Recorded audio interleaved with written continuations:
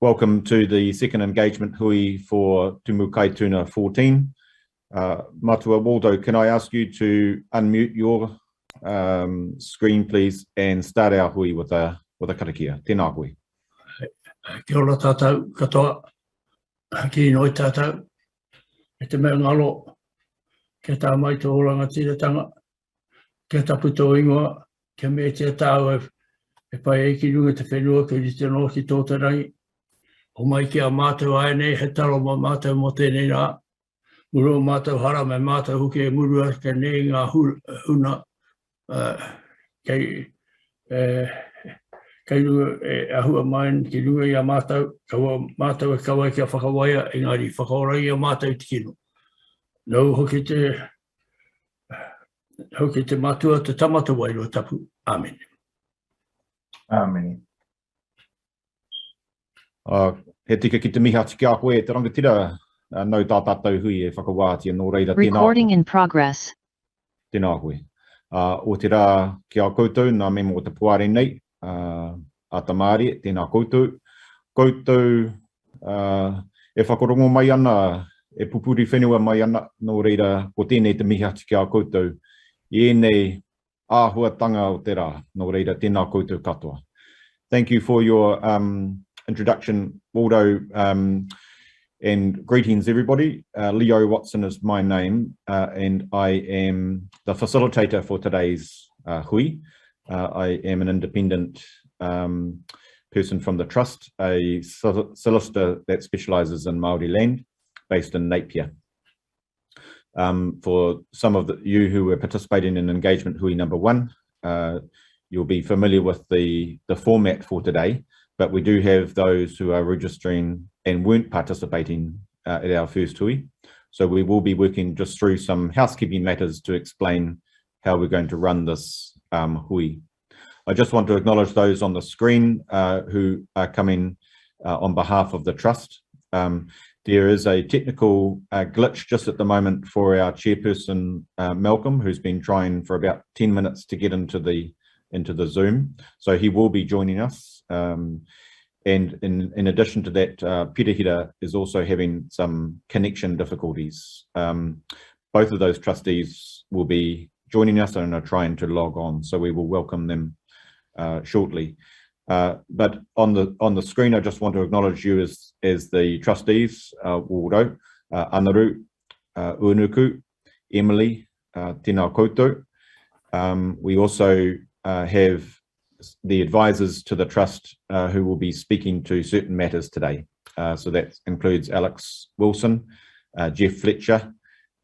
We've got Amber Tare, who will assist with registrations, and Murray Patchell, who's assisting us with the presentation. As I said, my name's Leo Watson. We're hoping to move through the presentation today. One slight change from last time is that I will be calling a short break in the middle so that people can stretch their legs, have a toilet break and maybe a quick cup of coffee, but that would only be for about 5 minutes or so for a stretch. There has been a series of questions asked of the trustees both at the last hui and subsequently. And it's our intention to make sure that answers to those questions are given where we can. We have posted up on the website detailed written answers. Those were finalised late last night for you. So they're on the website. In addition to that, we're going to get Alex to explain some housekeeping matters and how that you can participate by way of question and answer and chat.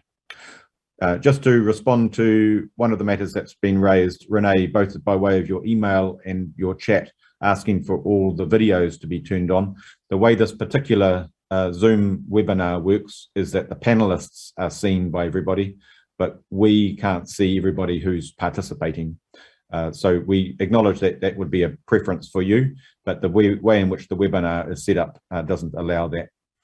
Alex, can I ask you please to, first I'll get the slides brought up if I can. Thank you, and ask you to now unmute Alex and take us through the Preliminaries. Tēnā koe. Kia ora, Leo. I'll just get my technology set up at my end as well, just so I can see everything.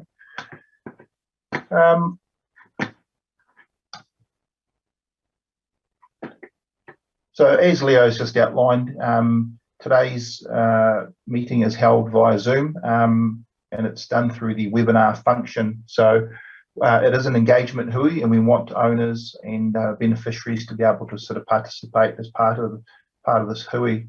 So in order to do so, we've got, you just click back one, Murray. Down the bottom there, you should see a raft of functions there, the chat function and the Q&A function. If you'd like to ask a question, please click on that Q&A function, and we can sort of look to sort of address some of your questions throughout the hui there. The chat function is there to allow just sort of a bit of dialogue amongst owners and a bit of cordial to sort of go in there. But if you use the Q&A, that will give us sort of a clear direction to be able to answer your questions there. If you do have any apologies for today, do put them into the chat or send them through to Amber directly, and we'll sort of note those apologies there.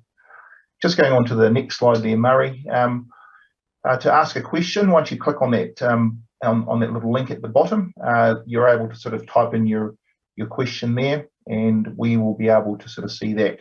And as we go through the presentations and at different points, we'll look to try and answer those questions where it's appropriate. So that's how today's session will run. Back over to you there, Leo. Tēnā koe. So can we just have all the bullet points of this slide brought up?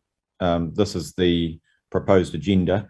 The agenda will follow similar material that's been presented at hui number 1, except that we are bringing in slides which seek to pick up the key themes from the first hui and the key questions that were asked, so that you can see that on each topic as we work through the presentation, we're trying to record the feedback, reflect it back to owners so that those who are new to this particular hui today can see what was asked earlier. And that will be the way we do things through the hui. I can say also that we are all grappling with the COVID situation, and this had intended to have been a hui held at the marae, which, as I understand it, is closed and was unable to host the marae, this particular hui. It's a matter of finding a balance as to how we engage in a kanohi ki te kanohi way with owners. So feedback from you around how we are engaging is just as important to us as feedback on what we are engaging about. And I want to reflect some of those themes that came through. Thank you to the technicians. I know we're trying our best to react to the situation. We had put in place a speaking rights request for those owners who wanted to participate here, not just in the question and answer function, but also by registering their interest to actually have speaking time. And that function will continue as we work through to make sure that we can hear from you as well as read your kōrero. Today we're going to look at the summary from the feedback from engagement hui 1, also looking at why we are going through this engagement process at all. There will be a cultural and historical overview. The Court of Appeal decision will be touched on briefly as an important incident that happened just not long ago.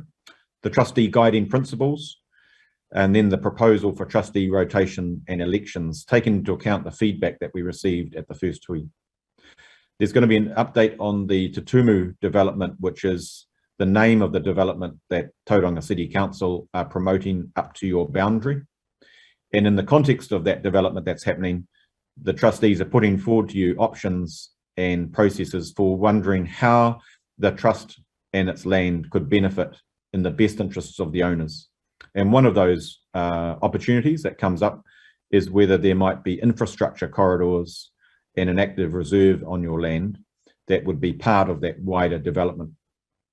And if those infrastructure corridors were to be negotiated on your behalf, how can you get the best outcome for owners out of that? And then we'll look at next steps. As I say, engagement that was given from the last hui will be interspersed by way of slides through today's hui. Thank you. If I can get the next slide, please. So as you know, there are 4 primary engagement hui planned to discuss these various issues, provide feedback and get your answers and views, particularly on those 2 matters, the proposed trustee rotation and election policy, and secondly, the options for development of trust lands. As part of that, the trustees are really keen to know whether they have landed on the right guiding principles, whether the priorities are correct, whether additional priorities can be put in there, what your feeling is around trustee elections and rotation proposals, and what your feelings are about development opportunities for the future. Thank you for your participation at the last hui. I found it really productive, and I can tell you that the trustees have spent considerable time working through those questions, and we'll be taking all of this into account and feeding back to you their consideration of that. We've got some dates there of the proposed next hui. We're here at hui number 2 on the 26th of February. There are details to be confirmed yet for the 13th of March and the 9th of April hui. We just have to react according to the virus constraints. But certainly the hope is that at some point we get face-to-face into the marae to be able to continue this engagement. And that's going to be a key objective. As these engagement hui are held, resolutions would be developed. And part of my job as facilitator would be to start crafting those resolutions and provide an opportunity for you to feed into those resolutions as owners. So part of the process will be information sharing, getting feedback from you, but leading to crafting resolutions that might be put out to owners. At that point, the trustees consider that a postal vote is the best opportunity to maximise engagement with owners, especially given that there are such restrictions on being able to meet together. And in addition to that, please do check out the website. It's been regularly updated with information and feedback and responses. Kia ora. Next slide, please. So this slide is different from the earlier hui. We're trying to pick up on some of the key themes that were put to us. There's a question around how much was spent to date on the development, and that financial details are all posted now on the website for you to go through. How are the trustees ensuring maximum participation? So there's definitely a focus through the website and the Facebook page, trying to pick up the social media connection with you all, and those are interactive. In addition, we are the trust is actively seeking contact details for beneficial owners. So I made this plea to you at the last hui, and it's probably a major issue really, is that those who are listening and who have whānau who are owners within the block, please encourage them to send in their contact details to the trust to register. If there's been a change of address, get them to update or just confirm their details, and that assists hugely in engagement with owners. We're looking at obviously interaction during these hui where we can, and then the postal vote. There was quite a theme at the last hui about asking about the current trustees, their skills and experience. We're working on trustee bio details and photos and so forth to be posted up on the website for you. There was a request to clarify how a postal vote could occur when not specified in the trust order yet. I think it's a really fair question. There is no specific postal vote mechanism set out in the trust order. That doesn't prohibit it from happening, and indeed recent amendments to legislation have allowed trusts like this to seek alternative ways of engaging with owners, and we consider that a postal vote is probably the best way of reaching as many owners as possible, as long as we have these engagement hui beforehand. Again, feedback from you is sought on that process and how that is going for you. Kia ora. A brief slide on the Court of Appeal decision. The Trust's appeal up to the Court of Appeal was dismissed in December. The case had been taken because the trust had been proposing to change the status of part of the land from Māori land to general land. It was not a proposal, as I understand it, to sell or partition the land, but a change of status was intended to facilitate development of your land, because general land tends to be able to access funding more easily than Māori freehold land status. The appeal was taken from the Māori Appellate Court decision, and the Court of Appeal determined, this is point 4, that the Māori Land Court does not have the jurisdiction to make that sort of status order change. It can only do so if a separate title has actually been issued. So you'd need to go through a petition first. However, during the course of that litigation, the trustees investigated further opportunities, which would now be preferred because it would not require the change in status of the land. And those circumstances are really valuable because under the current political climate, particularly in terms of housing funding, the change of status of land is not necessary. So that's a summary of the Court of Appeal decision. Again, your feedback is welcome on that. Next slide, please. I'm going to introduce to you, I'll just check if we've got Malcolm with us. We do. Great. Malcolm and Pirihira, I introduced the trustees at the start. I just want to acknowledge you both. I know there were some technical difficulties in logging on. Malcolm, we're going to move into the trustee guiding principles, and I wonder if, as chairperson, I can ask you to have a cordial about that and to introduce Alex. If you just take your mute off, Malcolm.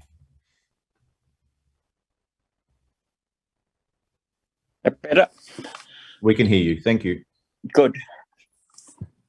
Now, I'd just like to run quickly over those guiding principles that the trustees have set for our future directions, and so that we have a strategic alignment with where the trust wants to go and how it needs to go. And certainly the important part is bringing you, our shareholders, along with us all the way.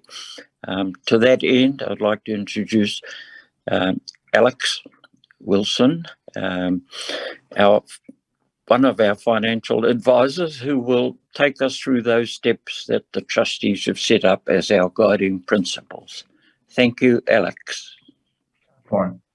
And thank you, Uncle Malcolm. And just to reiterate, having a strong set of guidelines is important when undertaking sort of any project.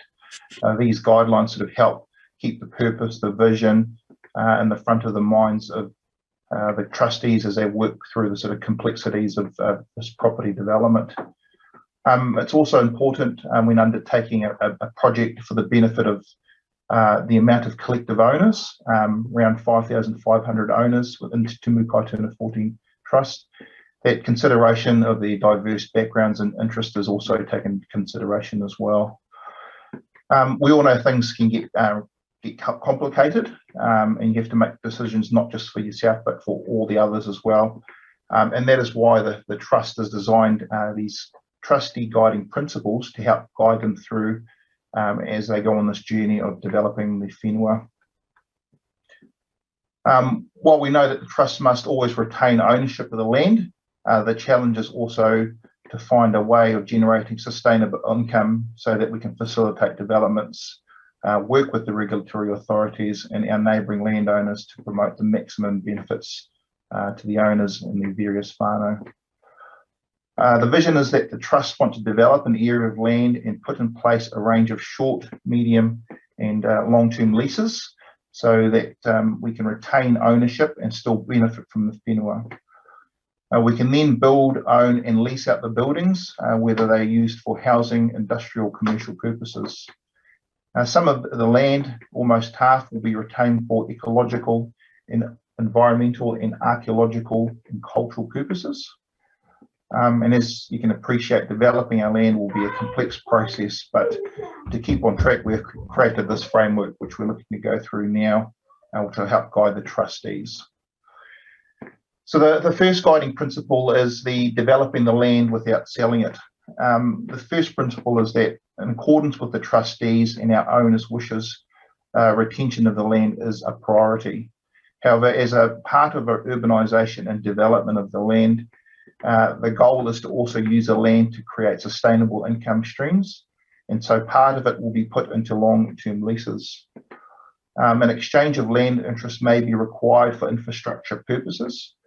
But the trustees will work through that and get the best benefit for the owners ultimately. Some of the land will be used for roads and may need to be alienated to enable housing to be delivered. We are doing this to allow for infrastructure development for our block and the urban area growth surrounding Te Tumu. By doing this, we'll be able to create community infrastructure so that we're able to have parks and reserves, commercial and industrial areas to stimulate sustainable employment opportunities, residential housing for owners and wider community to build and rent, and primary and secondary schools, kura and punareo to encourage education. And Leo, I see that we've got some of the questions from the last presentation that have come through, and might get you to give me a hand sort of assisting in that space. Sure. Thank you, Alex. So yes, what we've done is you'll be carrying on and discussing the other principles as well, but we thought it'd be useful for each principle just to where specific questions arose to record what people were feeding back to us. There was a fundamental theme last time that no land should be sold or vested. There was expressions about not 1 acre more, and certainly I got the sense that the principle of retention of land was really endorsed strongly by owners. So just the answer to this particular question, why might some land be vested? The trustees certainly agree that that fundamental principle is the retention of land. So various novel approaches to land exchange or easements are being considered. By that I mean where the idea of taking land for an infrastructure is being considered, we've brought to the table the idea that rather than transfer of ownership of land out of trust ownership, the council might take easements over the top of that land, the ownership retained by TK14 Trust. In addition to that, the idea of compensating that easement or other rights by way of land exchange. So I'm looking at an outcome here where, subject to lots of negotiation and discussion, but the TK14 owners may well end up with more land than they currently have, because if the promise of these infrastructure corridors not requiring the transfer out of your ownership, and if that could be compensated by the addition of more exchange land back into your ownership, then that seems to me to be a really important way of basing the negotiations. So congratulations to the trustees on bringing that to the table. I also want to acknowledge the Tauranga City Council and being open to that. As I say, it's novel in terms of around the country. Councils generally want to take ownership of land that they're going to put infrastructure along. And here they are clearly signaling that they would be willing to work with the trustees on upholding this retention principle. There is a question around the internal local roads to service housing. So you could imagine if you just go back, if you can imagine a significant housing development on your whenua is going to involve internal housing, and that may require vesting those particular roads in council to secure the sort of infrastructure you need to service those houses. Again, looking at various alternatives and where exchange is possible. Perhaps in the context of internal housing, having easements may well be an option, but what we're trying to avoid too is having a situation where owners in the future are saddled with maintenance and other obligations that would apply to internal roads. So that's an important aspect of the feedback, Alex, from the first hui. And if you want to move on to principle number 2. So principle number 2 is ensuring our history and cultural connection is represented and respected. The Trust is very lucky with some of the current trustees having a strong whakaaro Māori and whakapapa of the block, as well as having a strong historical perspective and being able to identify sort of significant sites. And we'll see that sort of shortly. I think Uenuku is going to present some of the history of the block, and you'll get to see that shortly.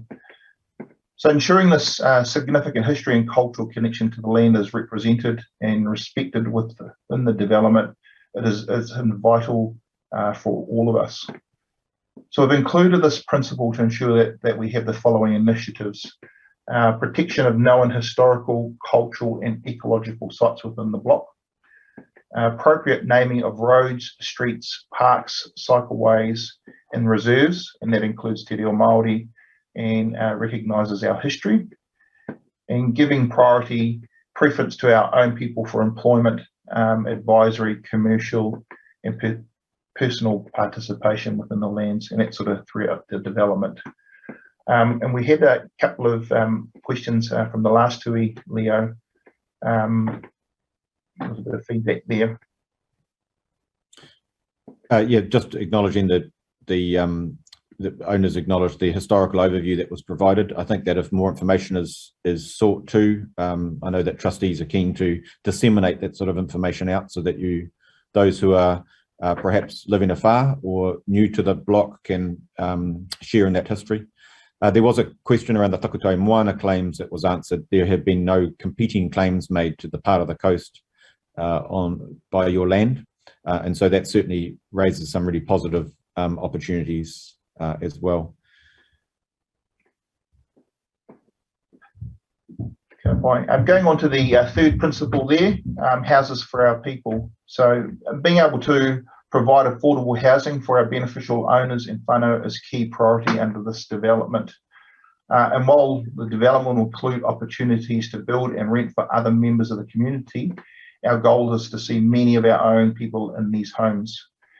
As a result, we have started discussions with Crown Agency Kāinga Order to explore opportunities for ownership and rentals under this partnership agreement.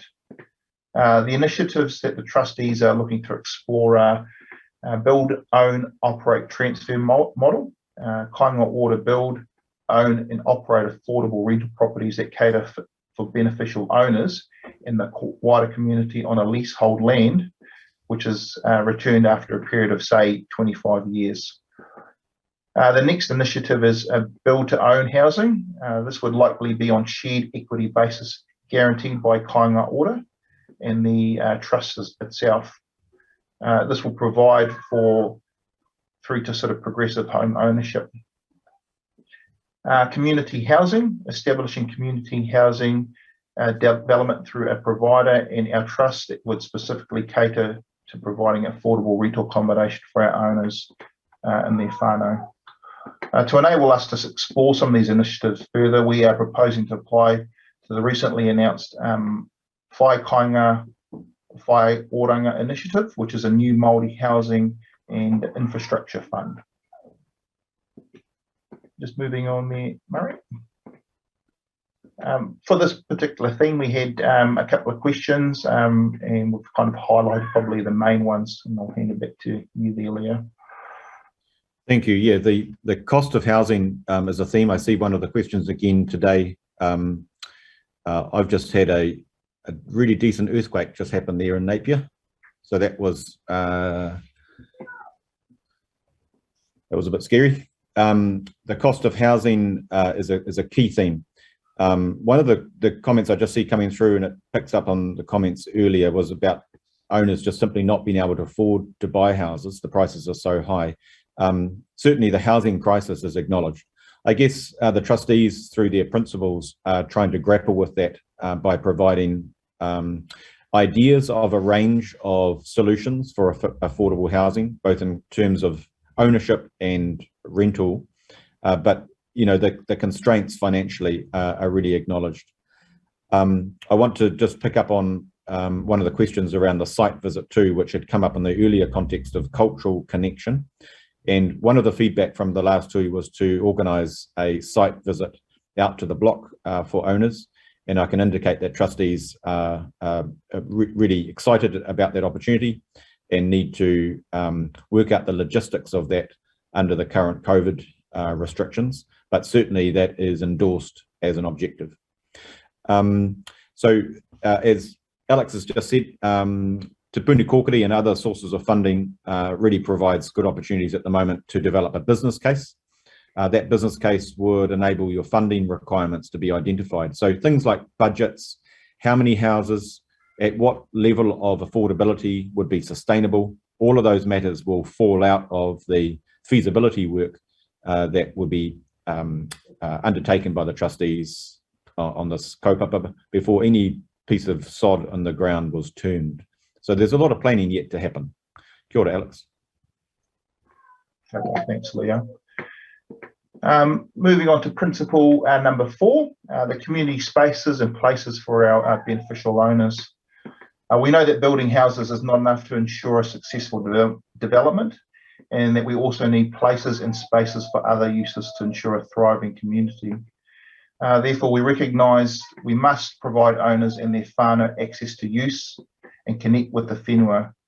We're proposing the following initiatives: a holiday park and camping ground on the coast for priority use by our owners and their whānau, which is managed by the trust or entities or organisations that are appointed by the trust.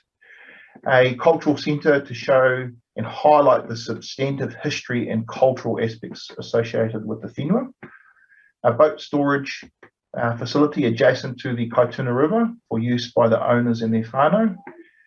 Parks and reserves that will cater for a range of ages and abilities. Sports grounds and facilities for the whole community.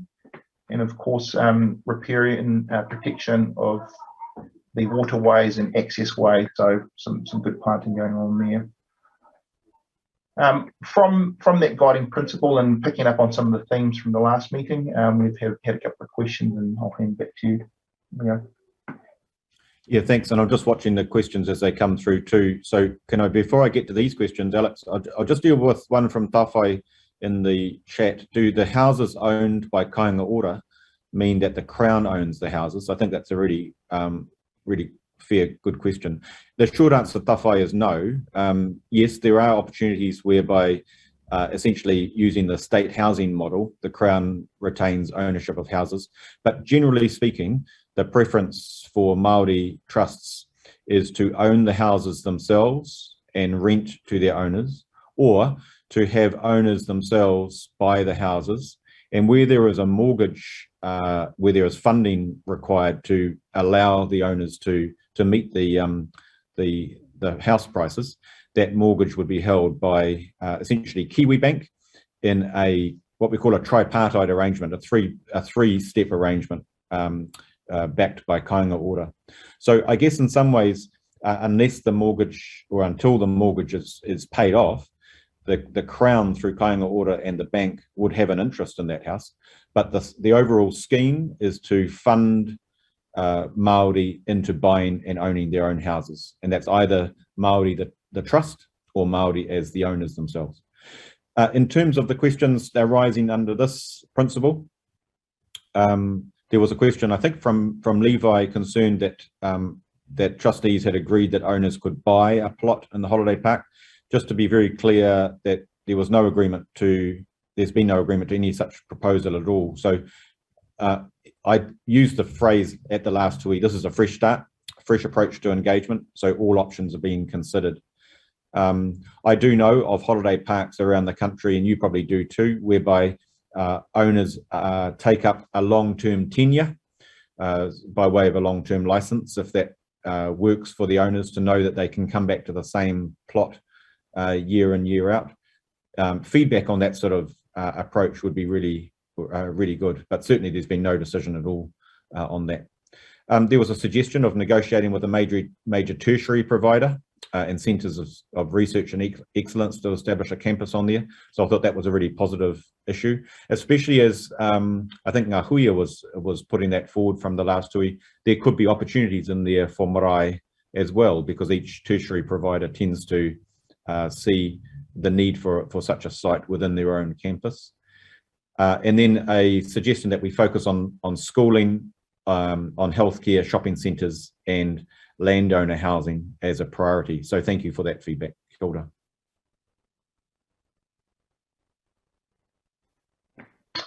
Thank you, Leo. And so moving on to principle number 5, the commercial opportunities for beneficial owners. In addition to some of the community facilities, we're also proposing to include land zoned for commercial activities, because these will help provide the cash flow and the livelihoods for the development of the surrounding areas through a variety of trade-based and service-based industries. We believe this will help create a range of opportunities for owners and their whānau to establish their own businesses, and the Trust are willing to support this in the form of subsidised land leases, low interest rate loans, as well as business setup and mentoring assistance. Once we have established a secure financial basis for the Trust, this will be able to happen. Alex, can I just come in there? One of the I think it might have been the first question we've got asked today from Charles Tepeti: what happens to the shares we own in the block? What compensation or what are we receiving back as owners for the shares that we own? Which I think is a really reasonable question too. Charles, essentially the model here is that there is revenue through the sand mining that comes into the Trust bank account, and the trustees, as they would right around the country, have to make decisions as to whether that revenue is distributed by way of dividends out to owners, or whether it's used to fund other activities to build up the opportunities for owners. My understanding is that this proposal here that's put forward would be to turn the TK14 land, as it currently stands, away from that mining activity and into essentially urban development, providing both commercial and housing opportunities. So as a shareholder, that's where the key access to benefits arise from your ownership of shares, as opposed to monetary dividends. That said, I know that some of the commercial opportunities that are possible through the proposed development are going to, well, it's predicated on the basis that they would turn a profit. And so every trustee during the course of these developments over the years to come will be required to assess the balance between retaining funds and building up the assets of the Trust for opportunities for owners, but also where dividends might be paid out directly to owners such as yourself. I also just want to pick up on Karen's question: is a marae still being considered as part of the community spaces? My understanding, I will have to be corrected here, is I didn't understand there to be a specific proposal for a marae. I think the reference was to a cultural centre, which was going to reflect the connection to the whenua and make sure that your narrative and your kōrero was publicised and well understood and celebrated. But certainly I've made a note of the marae feedback question and will take instructions from the trustees on that. Thank you, Alex. Thanks, Leo. So moving on to the 6th principle there, is about employment, education and training opportunities for our beneficial owners. So building this development is going to take a huge commitment from us all. We are looking to work and partner with trades and employment training providers to develop a wide range of paid skills to owners and their whānau. This will enable you to help build this dream from the ground up and be rewarding along the way. Whether it's being a builder, plumber, landscaper, whatever role suits you, we're committed to helping our owners achieve their dreams and also to help achieve our collective goal of using our whenua to support our whānau and descendants. So as a result, our 6th principle is to ensure that our owners and their whānaus have the benefits of employment opportunities throughout this development. Trustees are also actively invite ideas and feedback from owners on this particular matter on how this might also roll out. And the last principle that the trustees are using to sort of guide themselves along this journey is the creation of sustainable income for beneficial owners. We are looking or working to develop a sustainable income to help support our owners and the whānau and our descendants. But as sort of stated in Principle 1, the vision is and will always be to retain ownership of the land, but we will be able to use it in a way that derives sustainable income so that we can reinvest these initiatives and the ongoing urban development of the whenua, as well as other benefits to owners.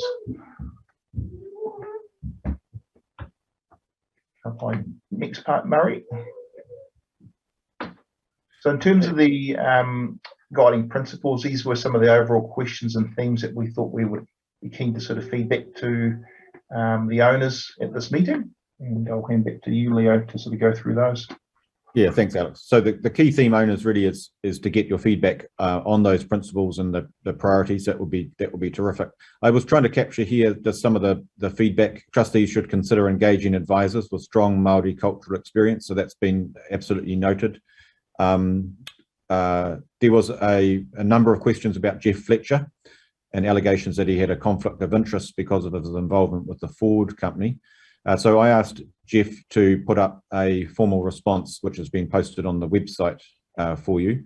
But just by way of summary, Jeff has been providing advice to this trust independent of any work associated with the Ford land. He had disclosed his involvement with the Ford land openly, and the trust did not consider it created a conflict. I do note that the conflict allegation was raised in the Māori Land Court as well and was dismissed. I think it's important to have the response of Jeff that he's provided on the website, so do please check that out. There was feedback around voting, which I thought was an important point. Would voting on these resolutions be a poll vote, meaning based on shares, or would it be a vote per owner and whānau trust? The voting would follow the standard procedure under the regulations, and essentially that means that there would be a vote per owner. And there are various rules in which how whānau trusts can participate in that as well. So I've taken note of those questions, and I think it would be useful prior to any voting going out for us to provide clear guidelines and feedback as to how that will work, so people know to get ready in advance for their own whānau trusts and be able to participate in that voting. So thank you for that. Now we come to the next agenda item, which is to discuss the trustee rotation and election principles. So before we get there, I'm just going to ask Anaru if you'd like to introduce this kaupapa and perhaps just talk about the trustees, past and present. When you are ready, Anaru, if you just want to turn off your mute, and I'll hand the rākau over to you. Tēnā koe. Kia ora no tātou. Tuetahi, ka pupu ki te mahara ki a rāta kuri atu ki ngā trustees o mua. Ko a Bloki Mā, ko Te Aho, ko Frank Mā, ko Nika Hete, ki Emily, ki a Asa. No reira koutou, nā koutou e whakatakoto hia te huarahi hei koe na mā tātou. I tēnei wā. No reira moe mai rā. Kia huna tu ki a koe i takutua kana a Hohepa Reid e takutua ana e tana marae i nā rara nui. Me te tangata rā a Bobby Woods no te rangi te aorere. No reira koutou moe mai rā. First and foremost is just to acknowledge that the part that we've just come through, the principles, wasn't something which we, the common, the current trustees, e kapu atu I tarangi, just plucked out of the air. Those people, those past trustees, helped formulate that, and that was used as a template. Anything that comes across the table is to place upon it. O ia no, me wahi waka kōrero I kona. I'm just a bit mixed up. Leo, I thought I was following on Uenuku's kōrero. Nana e whakatakoto the hitori of the place. Never mind, I'll hand back to you to carry on with ngā whakaritinga mo the trustee rotation. Tēnā koe. I think with all that we've had to grapple with. We're doing pretty well. So sorry about that. It may well have been me thrusting you into the limelight too early there, Anaru. Tēnā koe, and thank you for reflecting on those who have passed. It's just for those who are coming on to the call. I had indicated that trustee bios and experiences and so forth will be put up on the website so that you have their background. Can I ask you, who's running the slides, just to take us through the next bullet points here so I can speak to it. This is a proposal which received a lot of feedback, both positive and negative. So I'm going to reflect back some of that feedback from the first hui, but let me just go through this proposal so that we understand it. The idea is that there are currently 6 trustees who are holding valid office, and how to move into a situation where they could be refreshed, as well as making sure that there is a continuity of their knowledge and experience, so that you don't end up with a complete new suite of people at such a crucial time. And every trust around the country is having to find that balance. The idea would be that there would be 7 trustees who would be elected for 5 years. And there was feedback around that suggestion of how long they would be holding office for. So we really welcome that sort of cordial back from owners. Every 2 years, there would be elections for 2 positions so that you get this rotation of trustees. So the current trustees would essentially retire 2 at a time over the next 3 elections. Who of those trustees would retire is something that hasn't been considered. I've drafted trust deeds in the past whereby you invite trustees themselves to put their names forward voluntarily, but ultimately, if there is too many who are in the hat, then it is literally names drawn from a hat in order to be as fair as possible. But there are ways of drafting the rules to make that fair. Those retiring elections would themselves be able to seek re-election if they wanted to, and that would depend on both their own personal preferences and whether, if they did stand, they were successful in getting enough votes. So one of the comments at the last hui was, have they made a decision, the trustees, to stand again or not? And that decision has not been made. We're just at the point of the proposal about how this might work. And then we came to a proposal around what's the level of experience for trustees if they're going to stand. And the suggestion is that the nominees should have either one of these 2 things that are bullet pointed, either 7 years experience in Māori land governance or administration, or other associated skills, or an NZQA approved tertiary qualification in those areas. If you, for instance, were a rangatahi coming through and you had the requisite experience, then it may be that you didn't need to have to wait for a further 7 years. That was the type of thinking. But the idea was to get nominees who essentially brought sufficient experience to the table. And there was good feedback about that as well. I'll add another topic which was important, and that was, would a trustee nominee have to be an owner or not? And I think there's a slide, correct me if I'm wrong, can you just go to the next slide? I think I put a slide in there for, can you just go back one, please? Yes, any trust order variation to bring in this sort of model of rotation would be needing to show broad support, sufficient support from the owners. So this is a very key aspect for seeking feedback from you. Thank you. The next slide, please.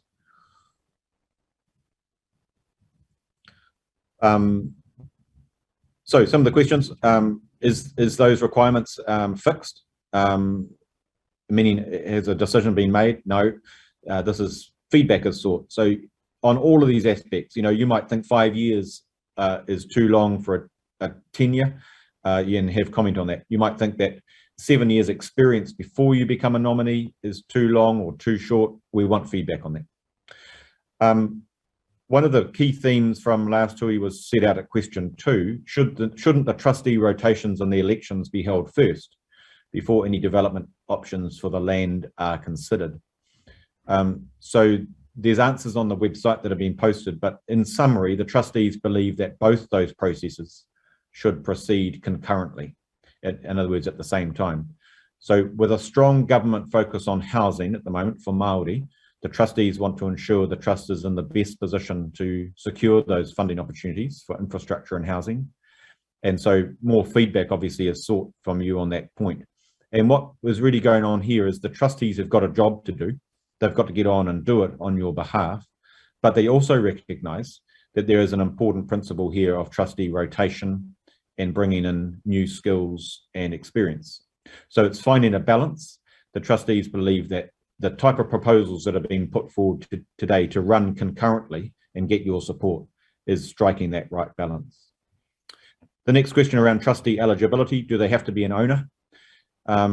Again, feedback is sought on this, but in a preliminary way, after the last hui, we sat in and discussed this at length. There's a feeling that the trustee should be either an owner or at least a descendant of an owner that's affiliated to the whenua.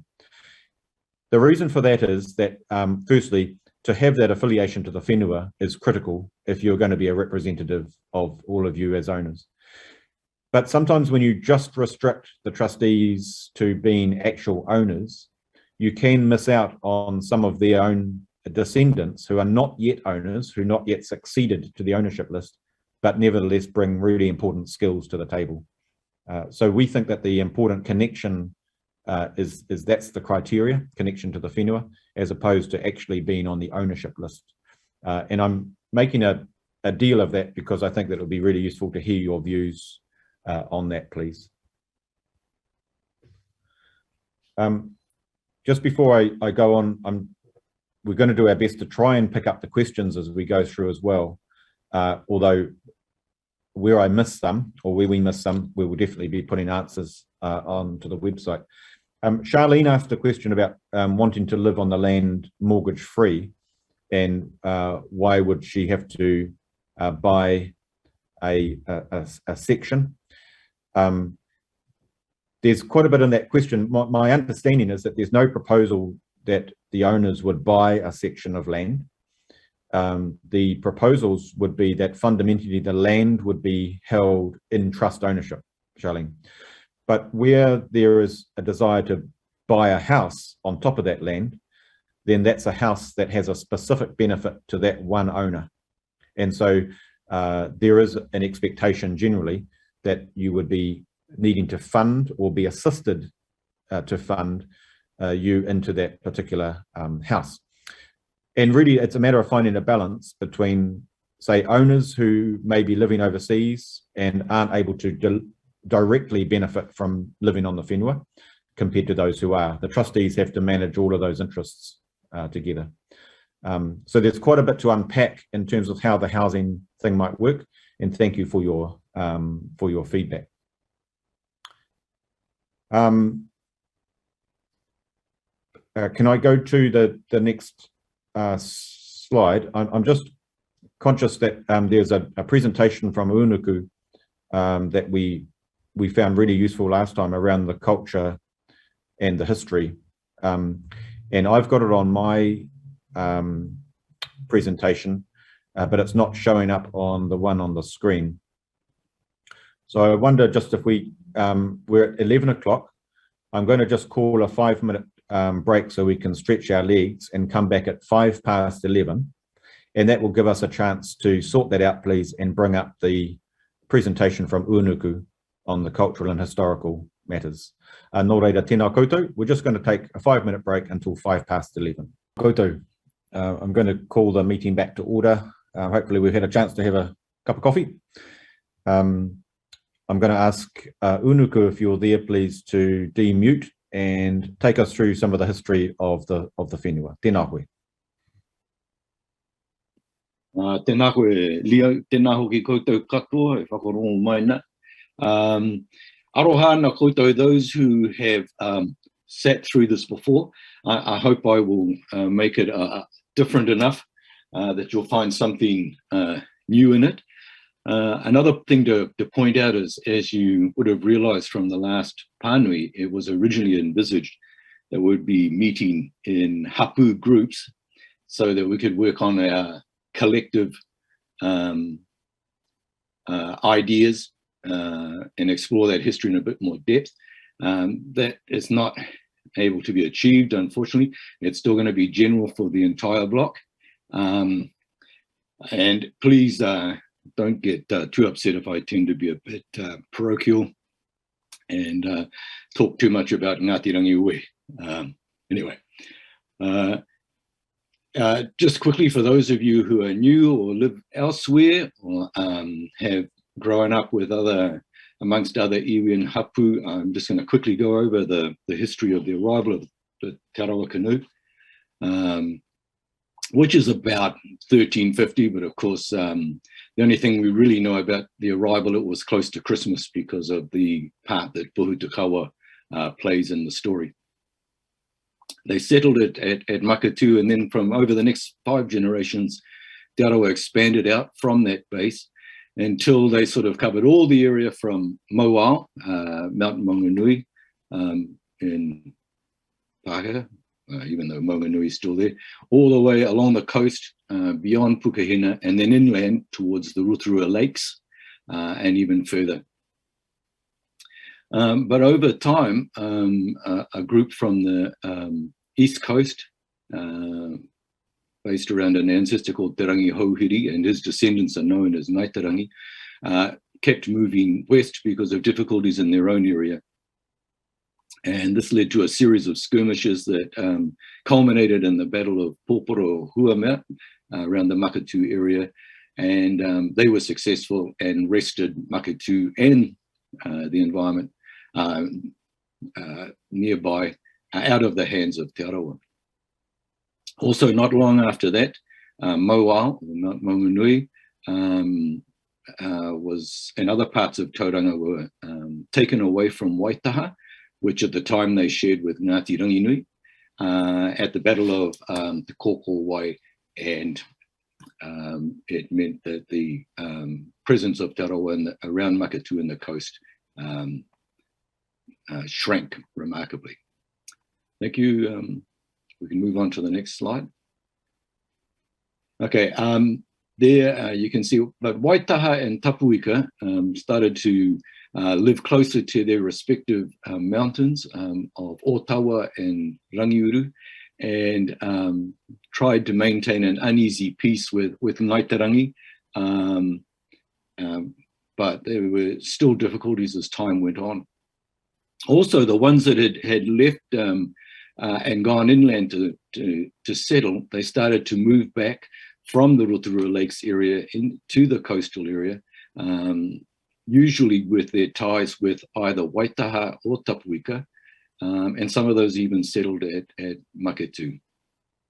But there was a time of the arrival of the Pākehā, and more importantly, guns, and probably even more importantly, the idea of monetary economy and the idea of purchasing things. But those issues that were happening around the lakes between Te Arawa and Tainui started to spill over to the coast at the same time as Ngāpuhi was doing visits around the country, not always amicable tours. And there was the fall of Mokoia in the 1820s, and other things like that, that finally Te Waharua of Ngāti Haua came across through the Tauranga area onto Makatu and killed Te Ngāhuru, who was an important chief of Ngāti Whakaue living there at the time, at the same time as Philip Tapsell, the ancestor of the Tapsell family. Moving on, please. Then Kahawai, or Ngāti Rangiui, he was impatient for revenge for Te Ngāhuru, and so he went and stayed with his relations in Waitaha around Otawa to await for the rest of the inland Te Arawa to get their act together and come through and take due vengeance, because that was the process of that time. When they finally got there, as a group, along with their allies in Waitaha and Tapuika, they attacked the pā at the Tumu, and you'll see that on a map coming up later, and took it. That was on the 23rd of April, 1836. Ngāi Te were soundly defeated and pursued as far as the mouth of the Wairake stream, which is now to the Papamoa domain, though the stream is much diminished from what it used to be. Interestingly enough, the chief who was determined to ensure that revenge would be exacted, he was actually the first person to die in the assault of the Pa Kahawai, and that is still an important thing in Rangiwawahi, with the ngeri karanga pā mai te tautara ki orangi kāhu e kāriro ko te kōtuku titirai o kereru o pake, e makere ho te marama ki te one I te tūmu. And I'm sure that Ngāti Wenuku Kōpako and Ngāti Rangi Taurere have waiata and ngeri such like commemorating what went on at that battle, just because it made a huge change for everyone in Te Arawa. Now, after that battle, there were a lot of small skirmishes, some of them rather nasty, but essentially the boundary that was established at the mouth of the Wairake stream stayed in place. And in fact, that was what was used after the Battle of Gate Pa and Taranga, 1864, when the government started its confiscations in the Tauranga area. They followed, that had been set before at the Battle of Tumu. Now, I'm sorry, you may not see this map too clearly, especially if you're joined on with a phone. But what you can see there, it says the Kaituna block, which officially became the Tumu Kaituna. If you look towards the right, you can see there it's got the township of Maketu, then the long spit that goes from that heading west, northwest, and you can see a line, a survey line on the left side there, and at the top of that line is a place called O Tumu Matawhero, and that's the beginning of the Tumu Kaituna blocks. Over on the left is the Papamoa block.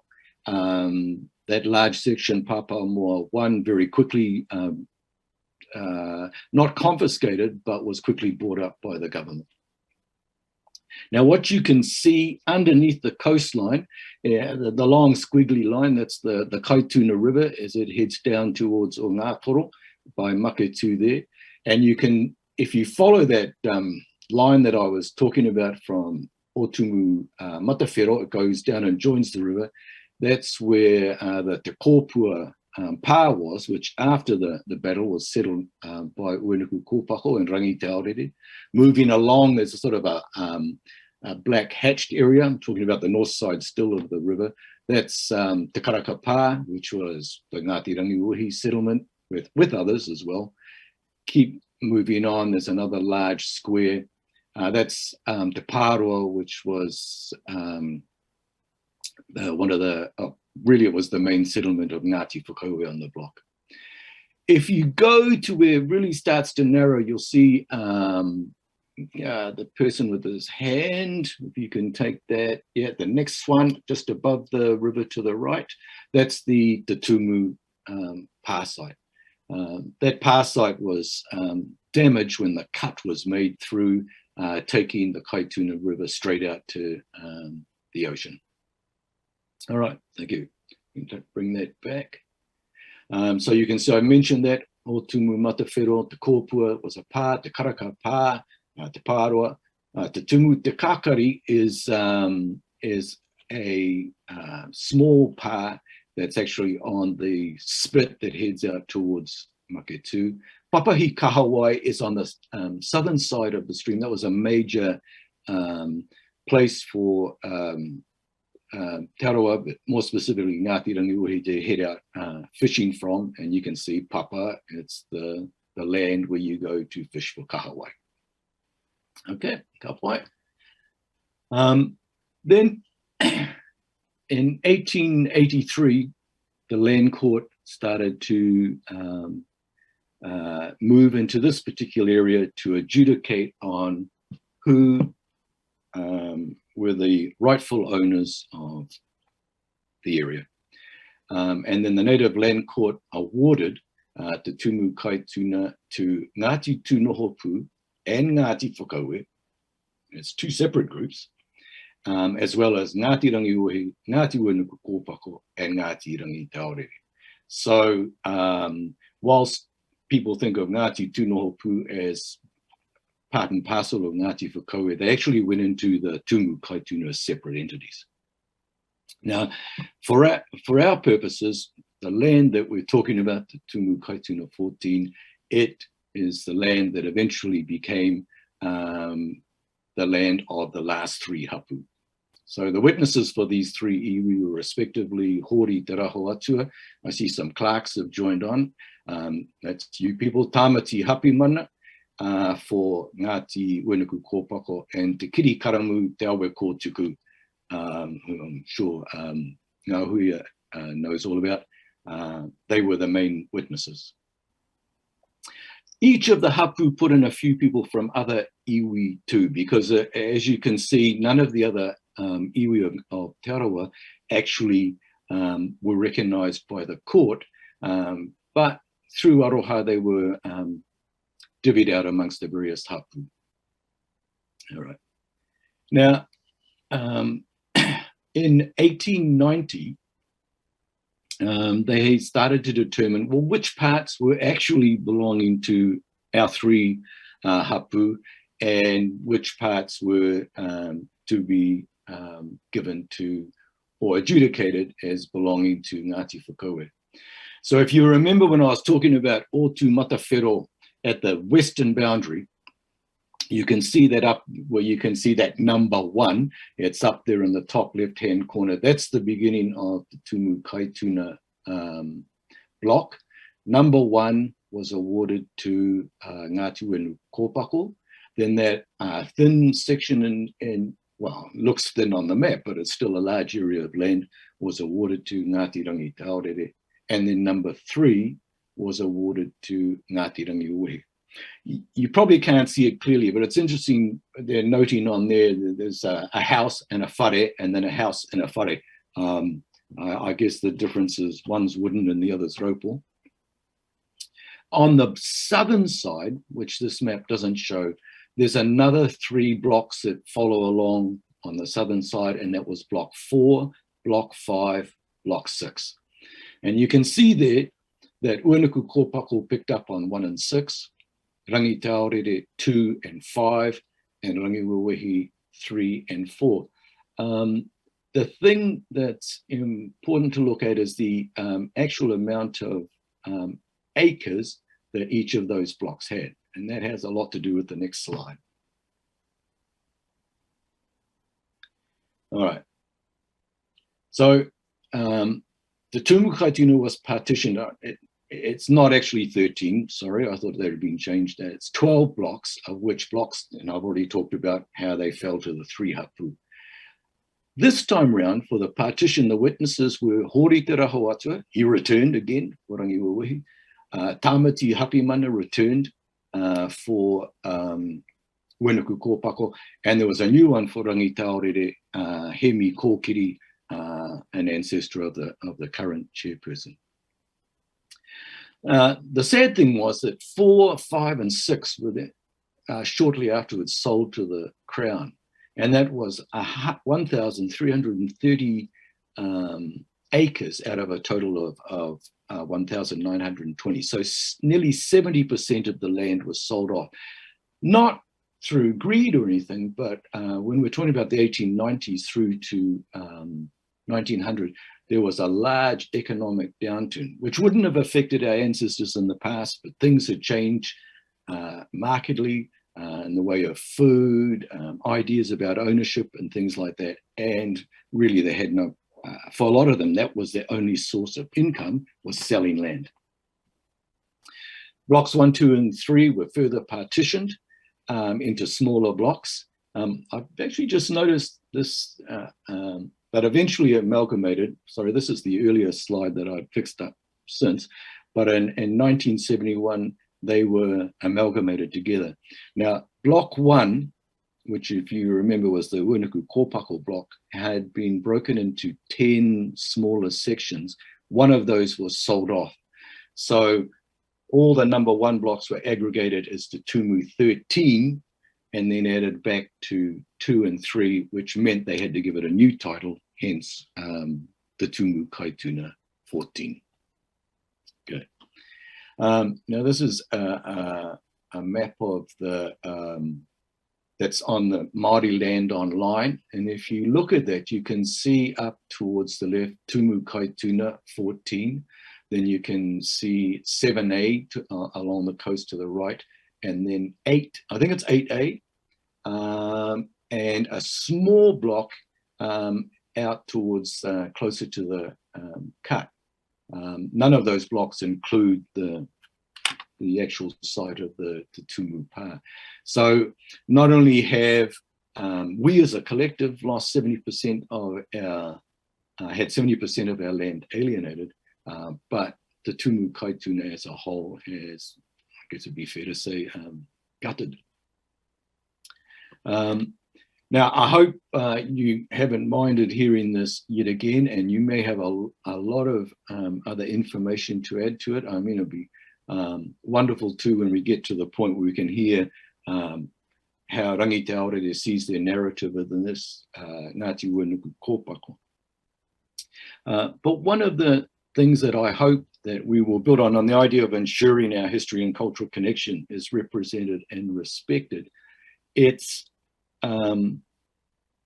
how we work collectively into our various hapu, and then how we work together, the 3 hapu together for the benefit of all. Because when it comes to the current law, governmental law, Pākehā law, the owners are a collection of individuals. But the mana whenua, the mana o te whenua, still sits with the 3 hapu. So we need to think not just as individual trustees or not just individual shareholders, but what part do we play within our respective hapu as we move forward. And as you can probably guess, I'm passionate about history, and I hope that a lot of you too find this passion and follow it through, because as a group of people, all 5,500 of us, a lot of those have actually died, we share an amazing history. And it's a lot longer than the very short future that each of us as individuals have. And we've got to think forward about what is in place for tātou uri, thinking about ngā mea tukuna mai ngā tūtuna. Nō reira, koina tāku I tēnei wā, te hunga ko hoha iau arohana, te hunga hou, me he mea kua kite te mea hou, tēnā whaia a hakoa he iti, ko ngā mea katoa te hitori nei he kahuraki. Tēnā koutou. Unuku, tēnā koe. Thank you for that presentation, and apologies it was out of order, but we've got our ducks lined up now. Leo, just on that though, often people look at history, you do it and then it's done and it's over. The good thing about getting the order a bit mixed up is that history keeps popping up again. So, kei te pai, koe paku a wango. Kia ora. And as you said, I think there were some good themes in there, not just the comment you've just made, which is really relevant, that the history resonates today and continues to, but also bringing through the hapu vision, the hapu aspirations. So when we're talking about landowners, certainly you as landowners have the right to be involved and to engage as individuals, but there's that very important overlay of hapu rangatiratanga that underpins why you are all in that block together. And thanks for that, Unuku. I know you would be open to, Unuku, to feedback to your presentations and questions, and perhaps requests for further information, and that can be made through the chat function or through the website. Nō reira, tēnā koe. I took the opportunity to just make quick answers to some of the questions that were on the question and answer function.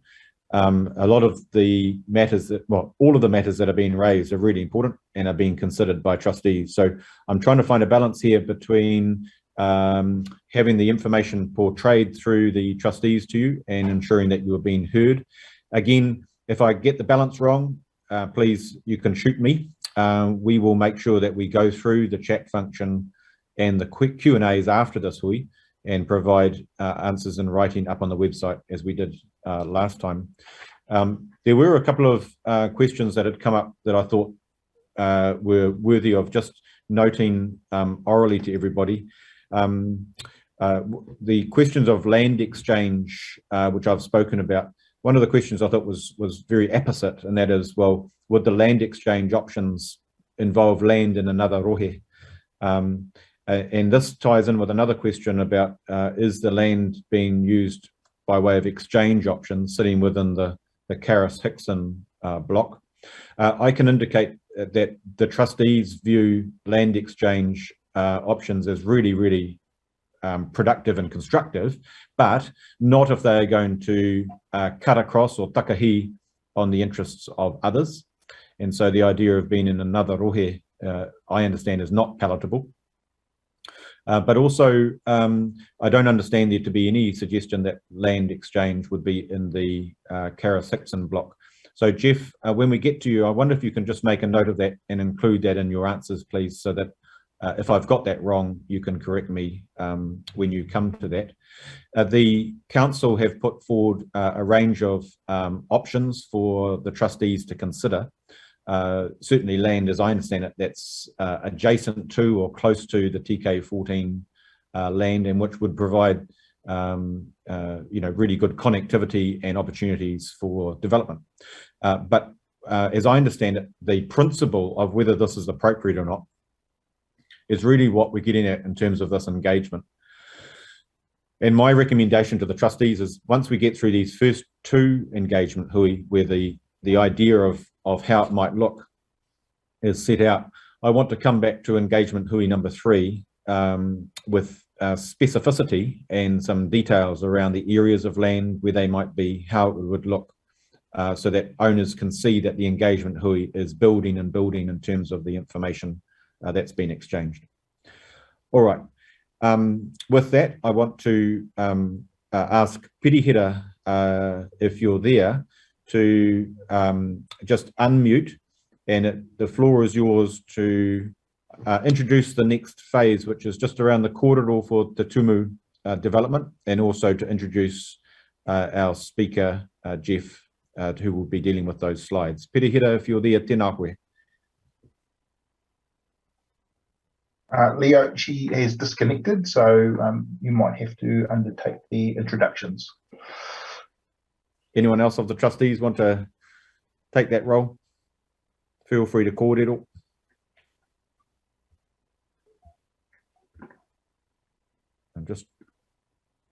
Well, I guess while you're sort of fishing around there, Leo, just one of the things that I wanted to pick up that came up from Ngā Huia last time, and that I'm hoping people will start to think about. She brought up the idea of an Institute of Excellence, which I think is a wonderful idea, because one of the things that I would hope that we want to do is to make sure that when you're in the area that is the Tumu Kaituna 14, that you really feel like you're still on Māori land, something that's not been covered over by suburbia. So if you look at, I don't know how about the rest of you feel, and I know Jeff might get a bit uptight about this, but often when I get the feeling that when you're in Papamoa, it just seems endless. And shopping mall and coffee bars and things like that. So the opportunity to make something as Ngā Huia recommended means it would really lift the tone of the place, plus it would lift the mana of the tangata whenua. So I know I'm not supposed to talk about something so specific as that, but that's things that we need to consider in this. but it is about housing, what Jeff will be talking about. And I have to take my hat off to how meticulous he is in presenting things to us. We've already talked about trustees being experts in this and that, but I'm a great believer that it's better to have an expert team, and it's the people you bring around you to manage what, to fulfill the wishes that you've distilled from the landowners is a nice mix. And Jeff is a person with a lot of skills. So, I rungi tērā koina tāku I tēnei wā. Kia ora. Kia ora. Jeff. Ka pai unuku Leo and kia ora everyone. This section here is to give you an update on the Tumu development as a whole, but also what's happening around the whenua that you have, and to give you a feeling for the substantive change that is happening and continuing, and also where the Tauranga City Council planning is up to. This first slide is a perspective that was done back in 2009 for the Tauranga Eastern Link motorway project, and it provides a really valuable insight into the planning that was done back then and where it's up to now. So it provides some good context for what I'm about to talk to, but just by way of example of where things have evolved over the last 10 plus years. The Eastern Link motorway is complete. The Wairakei urban growth area, which is on the west end of the whenua, is heading towards completion, and there's a new town centre planned for there. The Papamoa East interchange is due to commence later this year, subject to final funding approval. And the Rangiuru Business Park has just recently commenced. So a lot has happened since 2009, and it provides some important context to the next slides. If we could move to the next slide, please.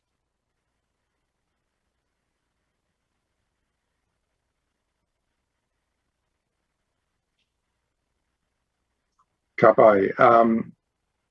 So this is a draft structure plan which was prepared coming up almost 3 years ago, back in 2019. The key aspects to this plan with regard to the trust block are that the trust block has a land area of approximately 230 hectares. Of that, just under 60% is available without other reserved aspects, i.e. ecological, cultural, archaeological, biodiversity, natural character, overlays on it to be developed. And that equates to, in the vicinity of 120, 130 hectares. Of that, this plan, it's only draft, has approximately 50 hectares of residential land, which is the yellow areas, which has got the ability in a conservative way to accommodate up to 1,500 residential dwellings in a medium density context. There's approximately 56 hectares of commercial land, which is the purple areas. There's 11 hectares of education land, which is the yellow land to the right side of the green block where it says landowner A. There's a 9 hectare approximate campground along the coast. And in the middle there, where landowner A is a 20 hectare active reserve block, which we'll talk about more when we get to the infrastructure corridor, Korero. So that just gives you a broad overview of the planning in a draft sense that has evolved to date. It hasn't progressed since 2019. It is only draft, and the trustees are seeking your feedback on that. Moving to the next slide, Tauranga City Council have been progressing a plan change for the block and that has got to a stage where a substantive amount of work has been completed, particularly around land constraints. And as I mentioned earlier, they include natural hazards, which do accommodate sea level rise, which was a really good question from Hui 1.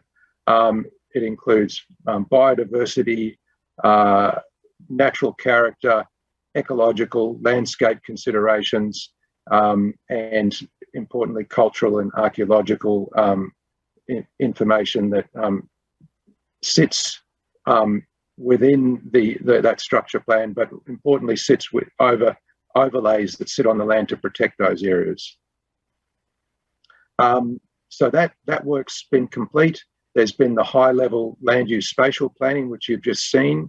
There's been substantive stormwater work carried out, which is a key aspect with regard to any consideration of urbanising the land. And then there's been quite a lot of work on transportation and infrastructure corridors, and that's centred on two multimodal corridors through the block and through that connect through to the west and to the east. And lastly, landscape and visual assessments, a key aspect of ensuring that vital view shafts and protected in the area.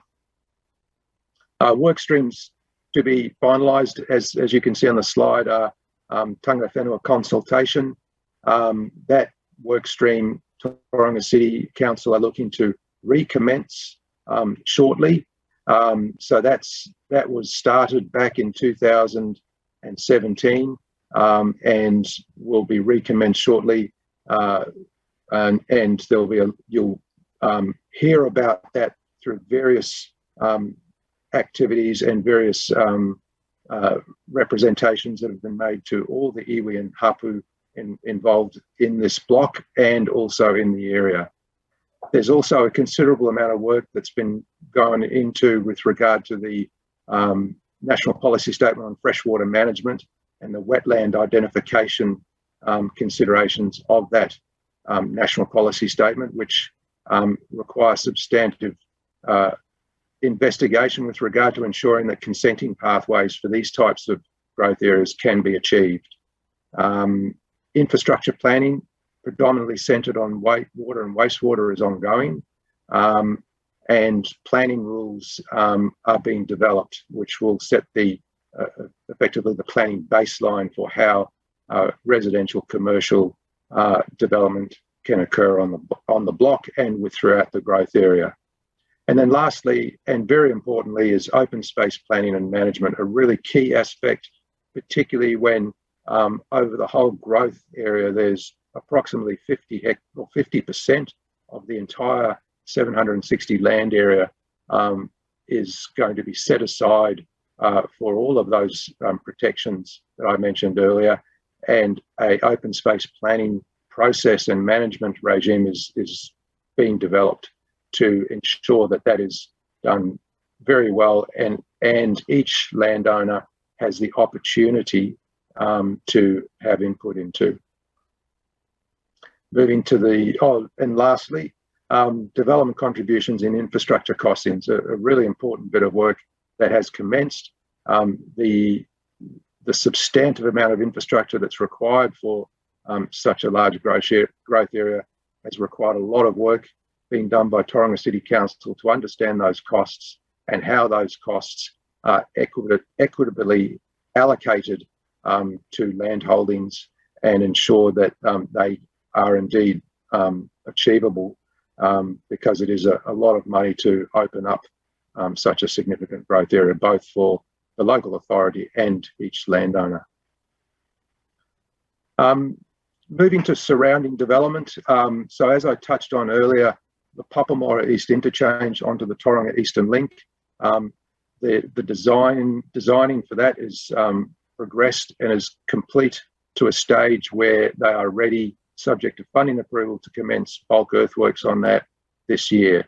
So Tauranga City Council are working with various government agencies to unlock funding to get that interchange underway. That interchange will be the primary access point for the Tumu Kaituna 14 block on into the wider transportation network. So it's a key bit of infrastructure to unlock and enable any development to occur. If the funding is approved and that gets underway this year, it's approximately a 3-year program to get that complete and delivered. As I also touched on earlier with the overall perspective image and slide, a substantive town centre is being planned and proposed by Blue Haven on their block directly adjacent or directly west of the Tumu Kaituna 14 block. There's a link here you can see to a very impressive video of what's proposed there, and I do recommend you have a look at that. If you want to type into your Google search engine the Sands Town Centre, that will come up, or you can use the link on the presentation that has been posted on the website. And very importantly, just a few kilometres to the southeast of the block is the Rangiuru Business Park, and earthworks for that interchange onto the Tauranga Eastern Link and the subdivision work have commenced. So a lot of activity surrounding the whenua, and a lot of activity that needs to be you need to be aware of that's going on. So moving to the next slide.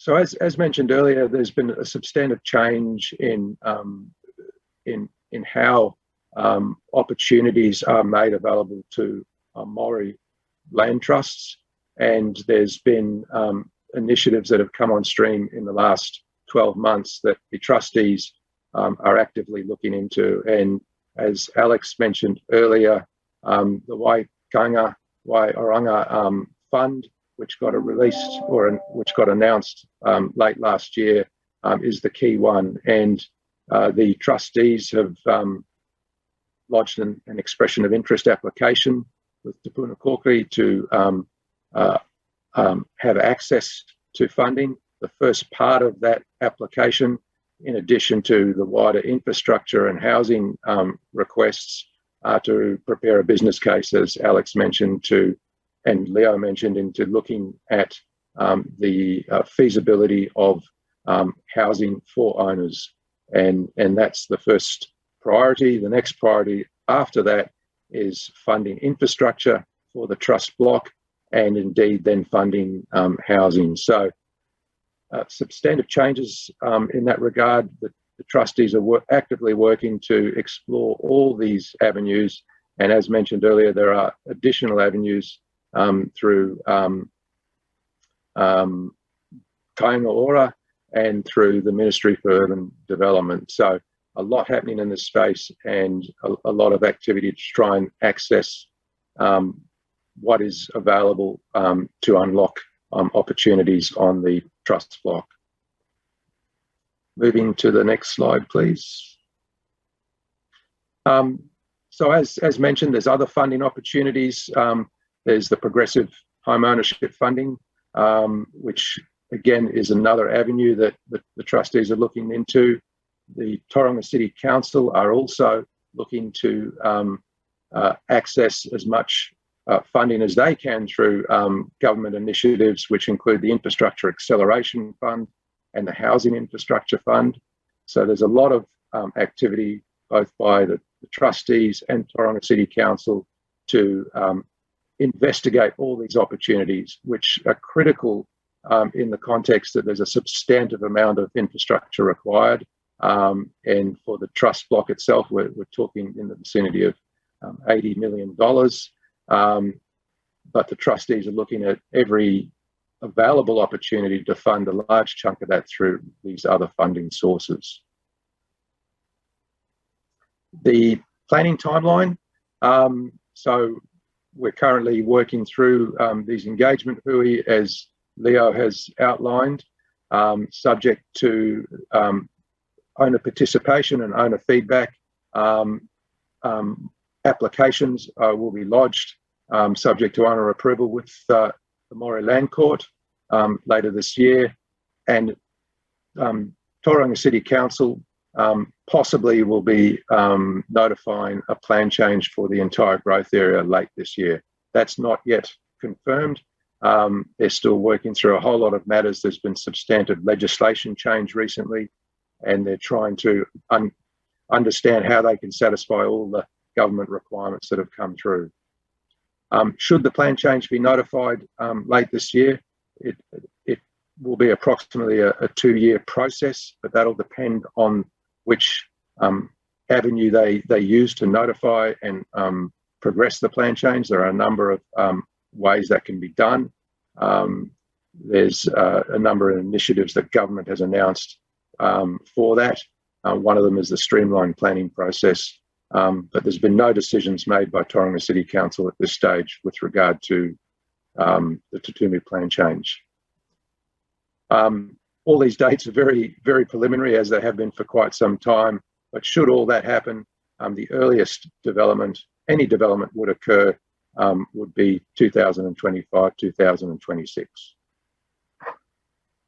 Moving to the next slide, please.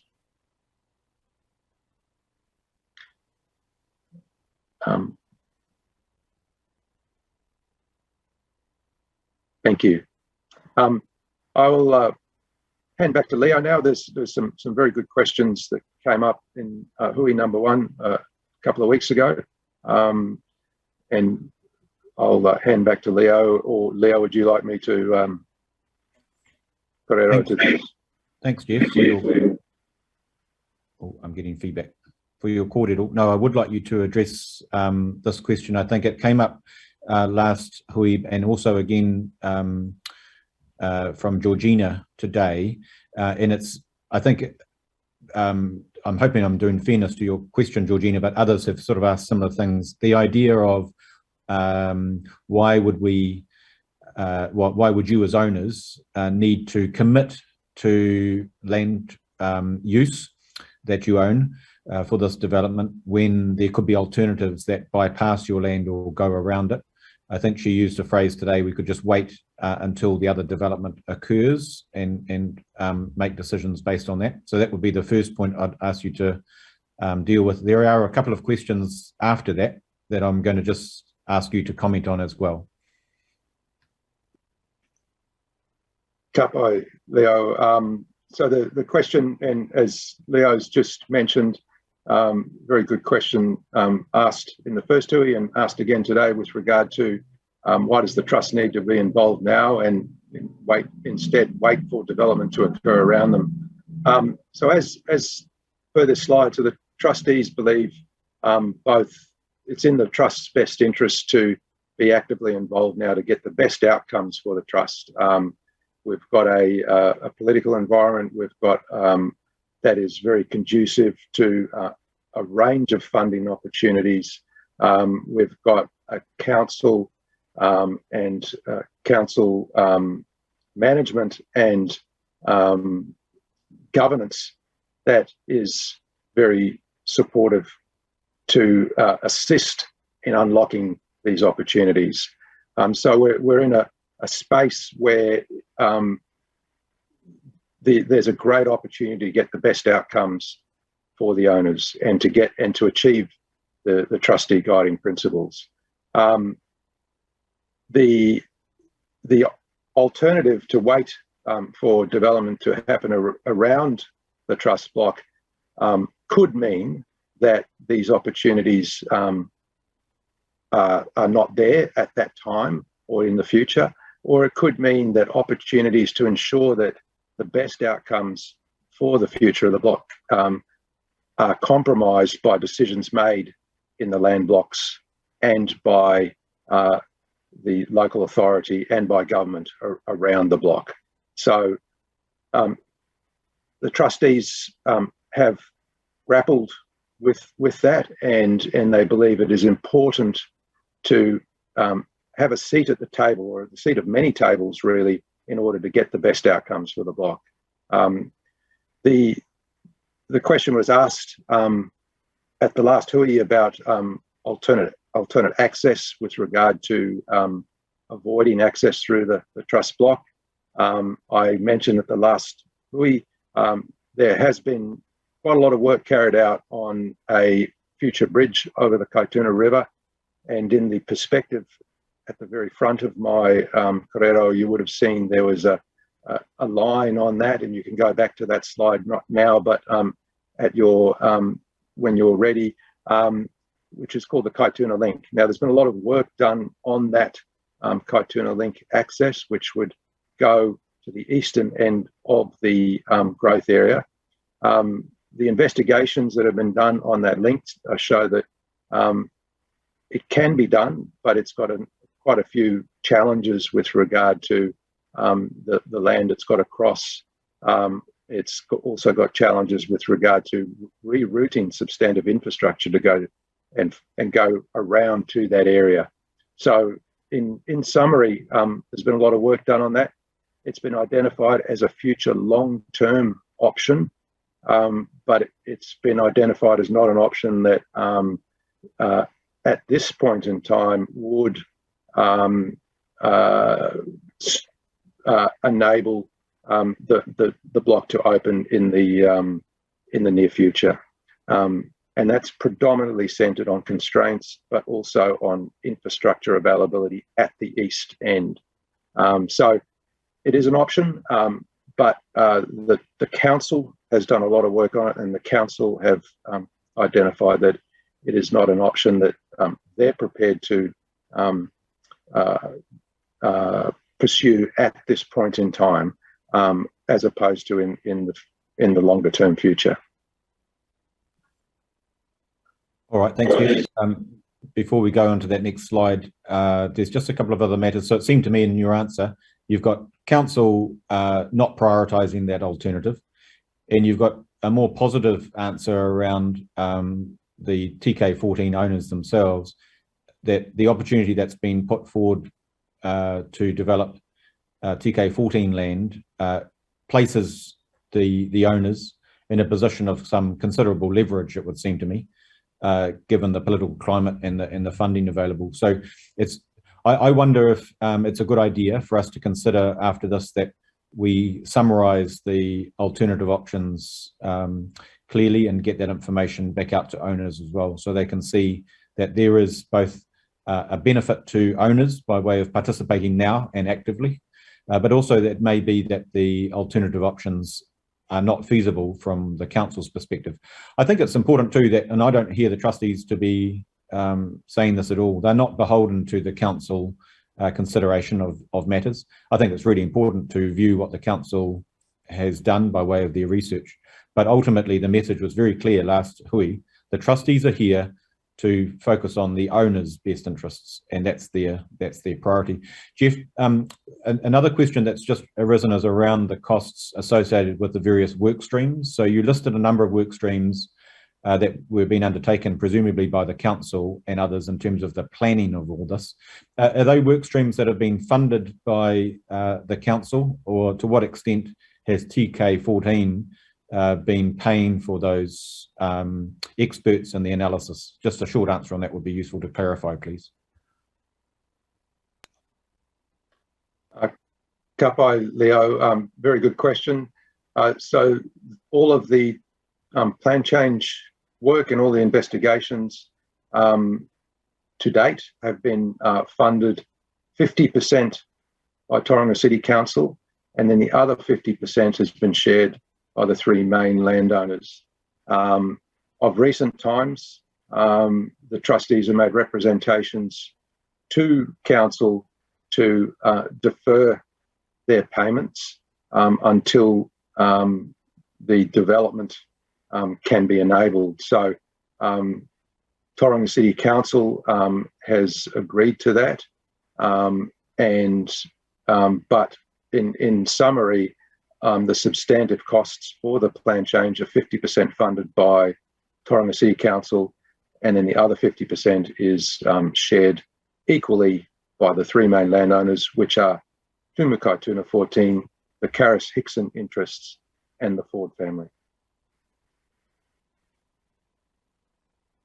Thanks. So, Alex, with your accounting expertise. I'm going to just ask you to make a note of that. I want to encourage the trustees to really detail those costings and ensure that there is information available for owners to see how that all works.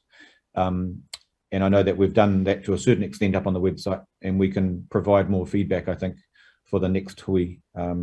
So thanks for the questions that were raising those matters. The other key theme, which doesn't need an answer, but I just want to note that themes are coming through around ensuring that there is environmental and cultural values that are embedded in any development of this land. A sense, I think, from you and the community there that what's happened in the past in Papamoa and the like by way of urban sprawl has not adequately considered those impacts. So I just want to note that that's fundamental, as I understand it, to trustee principles around the embedding of cultural and environmental impacts into any development. And somebody said the devil's in the detail, but certainly that's a very, very important and live issue. And it may be that the environmental impacts, the cultural impacts are regarded as too significant and that they outweigh the sort of development that's being proposed. So all of that, I think, is really important kōrero. Thank you for that. All right, so I'm just interested to know if the trustees themselves, I know Pirihira, you're back on board. Tēnā koe, you just fell off a little bit with the technology, which was not your fault. And we're going to turn to you, Emily, shortly for kōrero as well, but other trustees may wish to make comment. Please make sure you feel able to do so on any of the matters that are being raised. But Pirihira, tēnā koe, would you like to make any comments at all about what's happening and your views for the whenua? Tēnā koe. You just need to press the mute button off.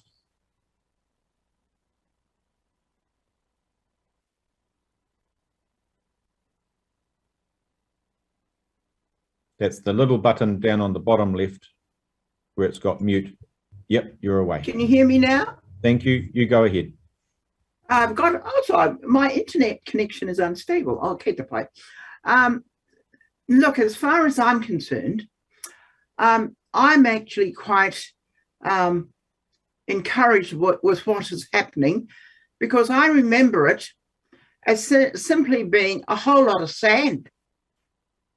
And when I look back at our previous trustees, they were considering, well, what can you grow on sand? So we tried growing some pines.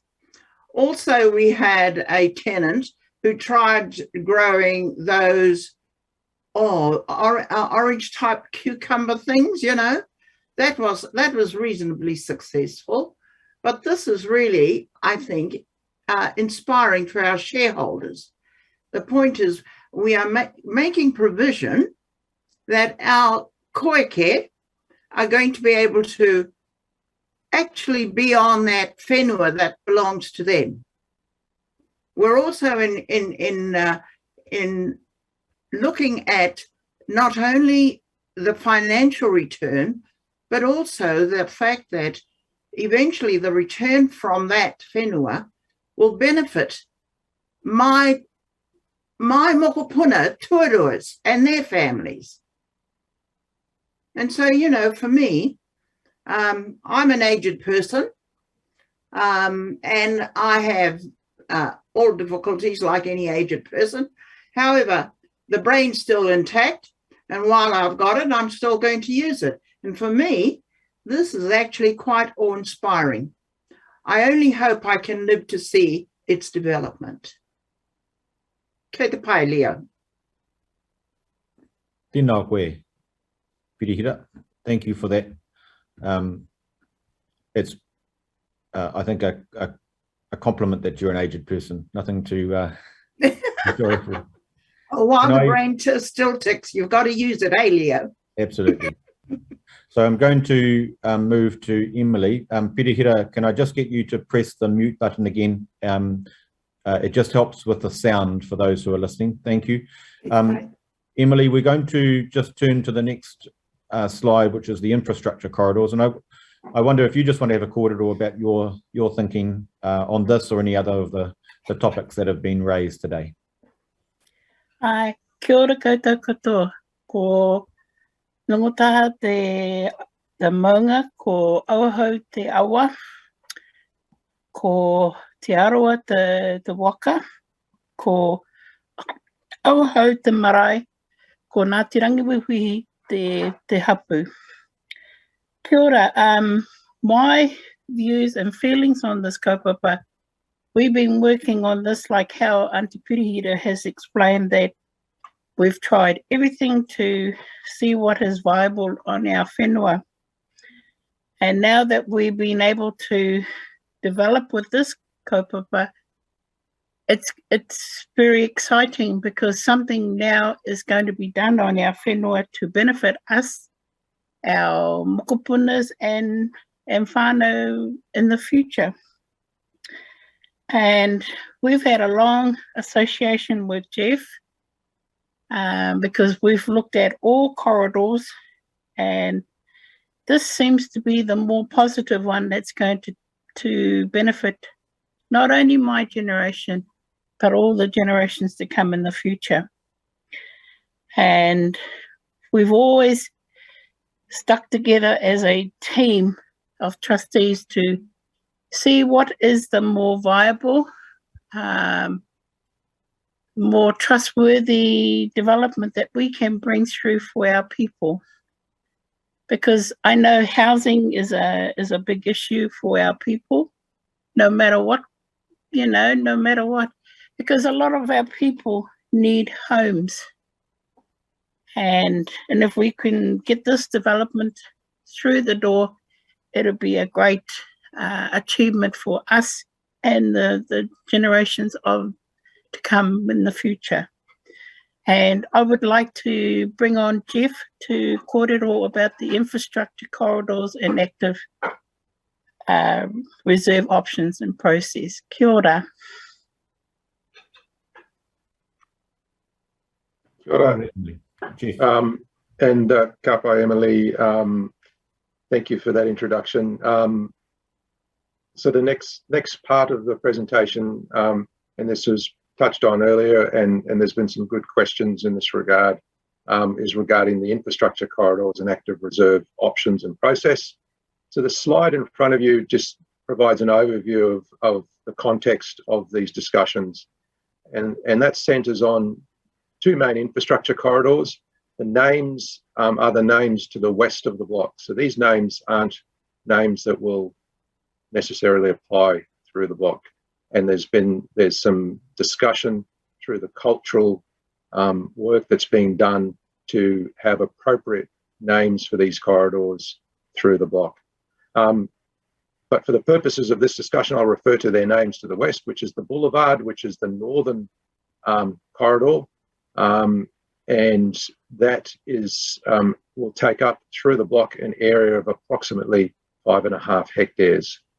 The southern infrastructure corridor, and these provide a north and south boundary to the active reserve, which is circled, is Te Akaroa Drive, and that takes up a land area of approximately 4.5 hectares. Sitting in the middle is the active reserve, which is a 20 hectare area. If we could move to the next slide, please.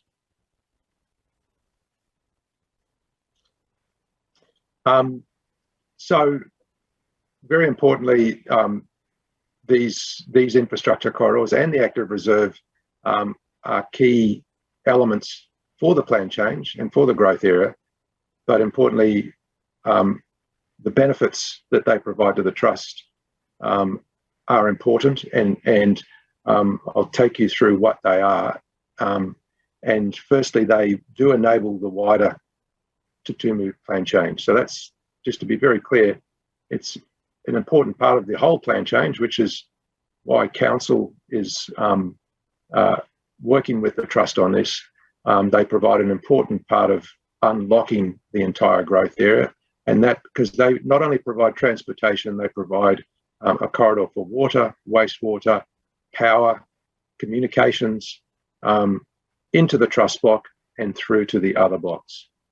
But they also enable the trustee guiding principles to be achieved, and they provide critical infrastructure for the trust block for housing and commercial development, and they link the trust block to the wider transportation network, as I touched on earlier, through the roading network onto the Papamoa East Interchange and Tauranga Eastern Link motorway.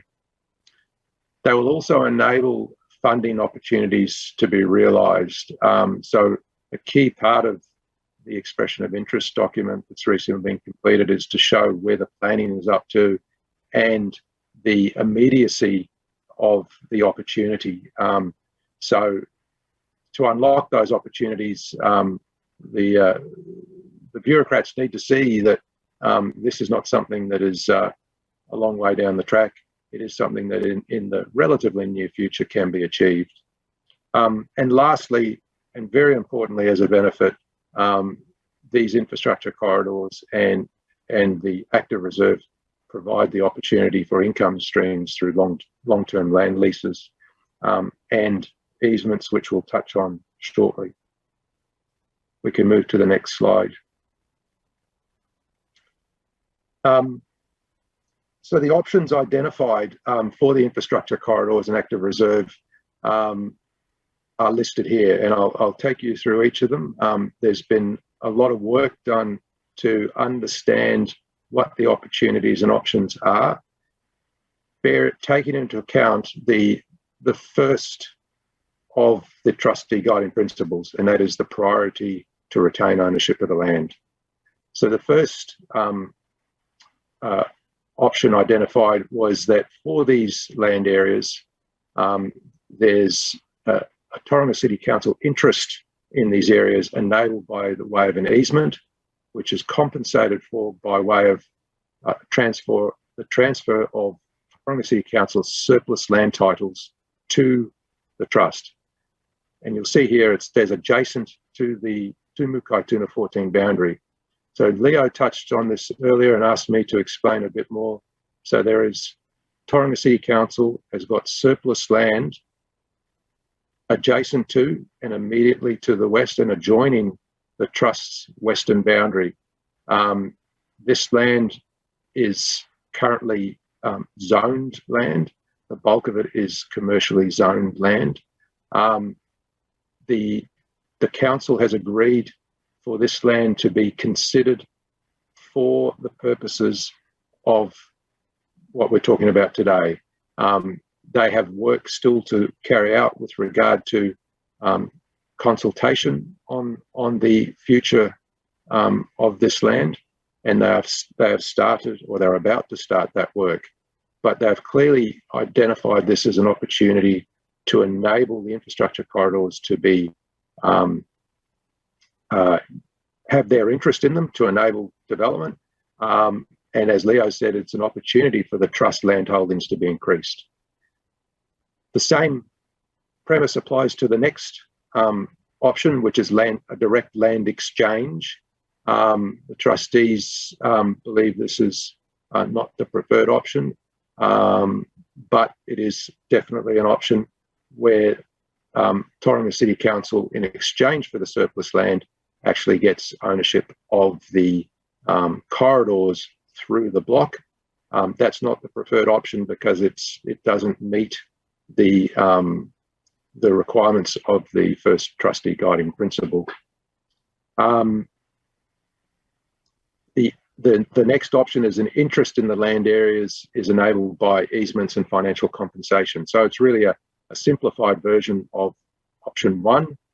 And instead of obtaining further lands, it's a pure financial compensation and a monetary compensation as opposed to a land compensation.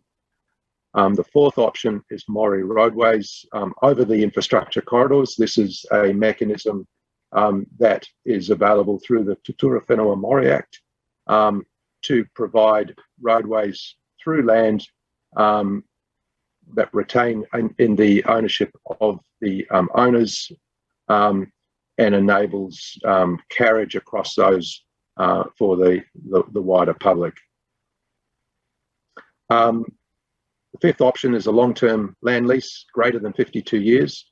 And this was an option that was successfully undertaken at Mongatowa Papamoa, where they converted land to general land, and then put a long-term land lease in place and converted it back to Maori freehold title. The sixth option is a long-term land lease, which is another option that has been considered.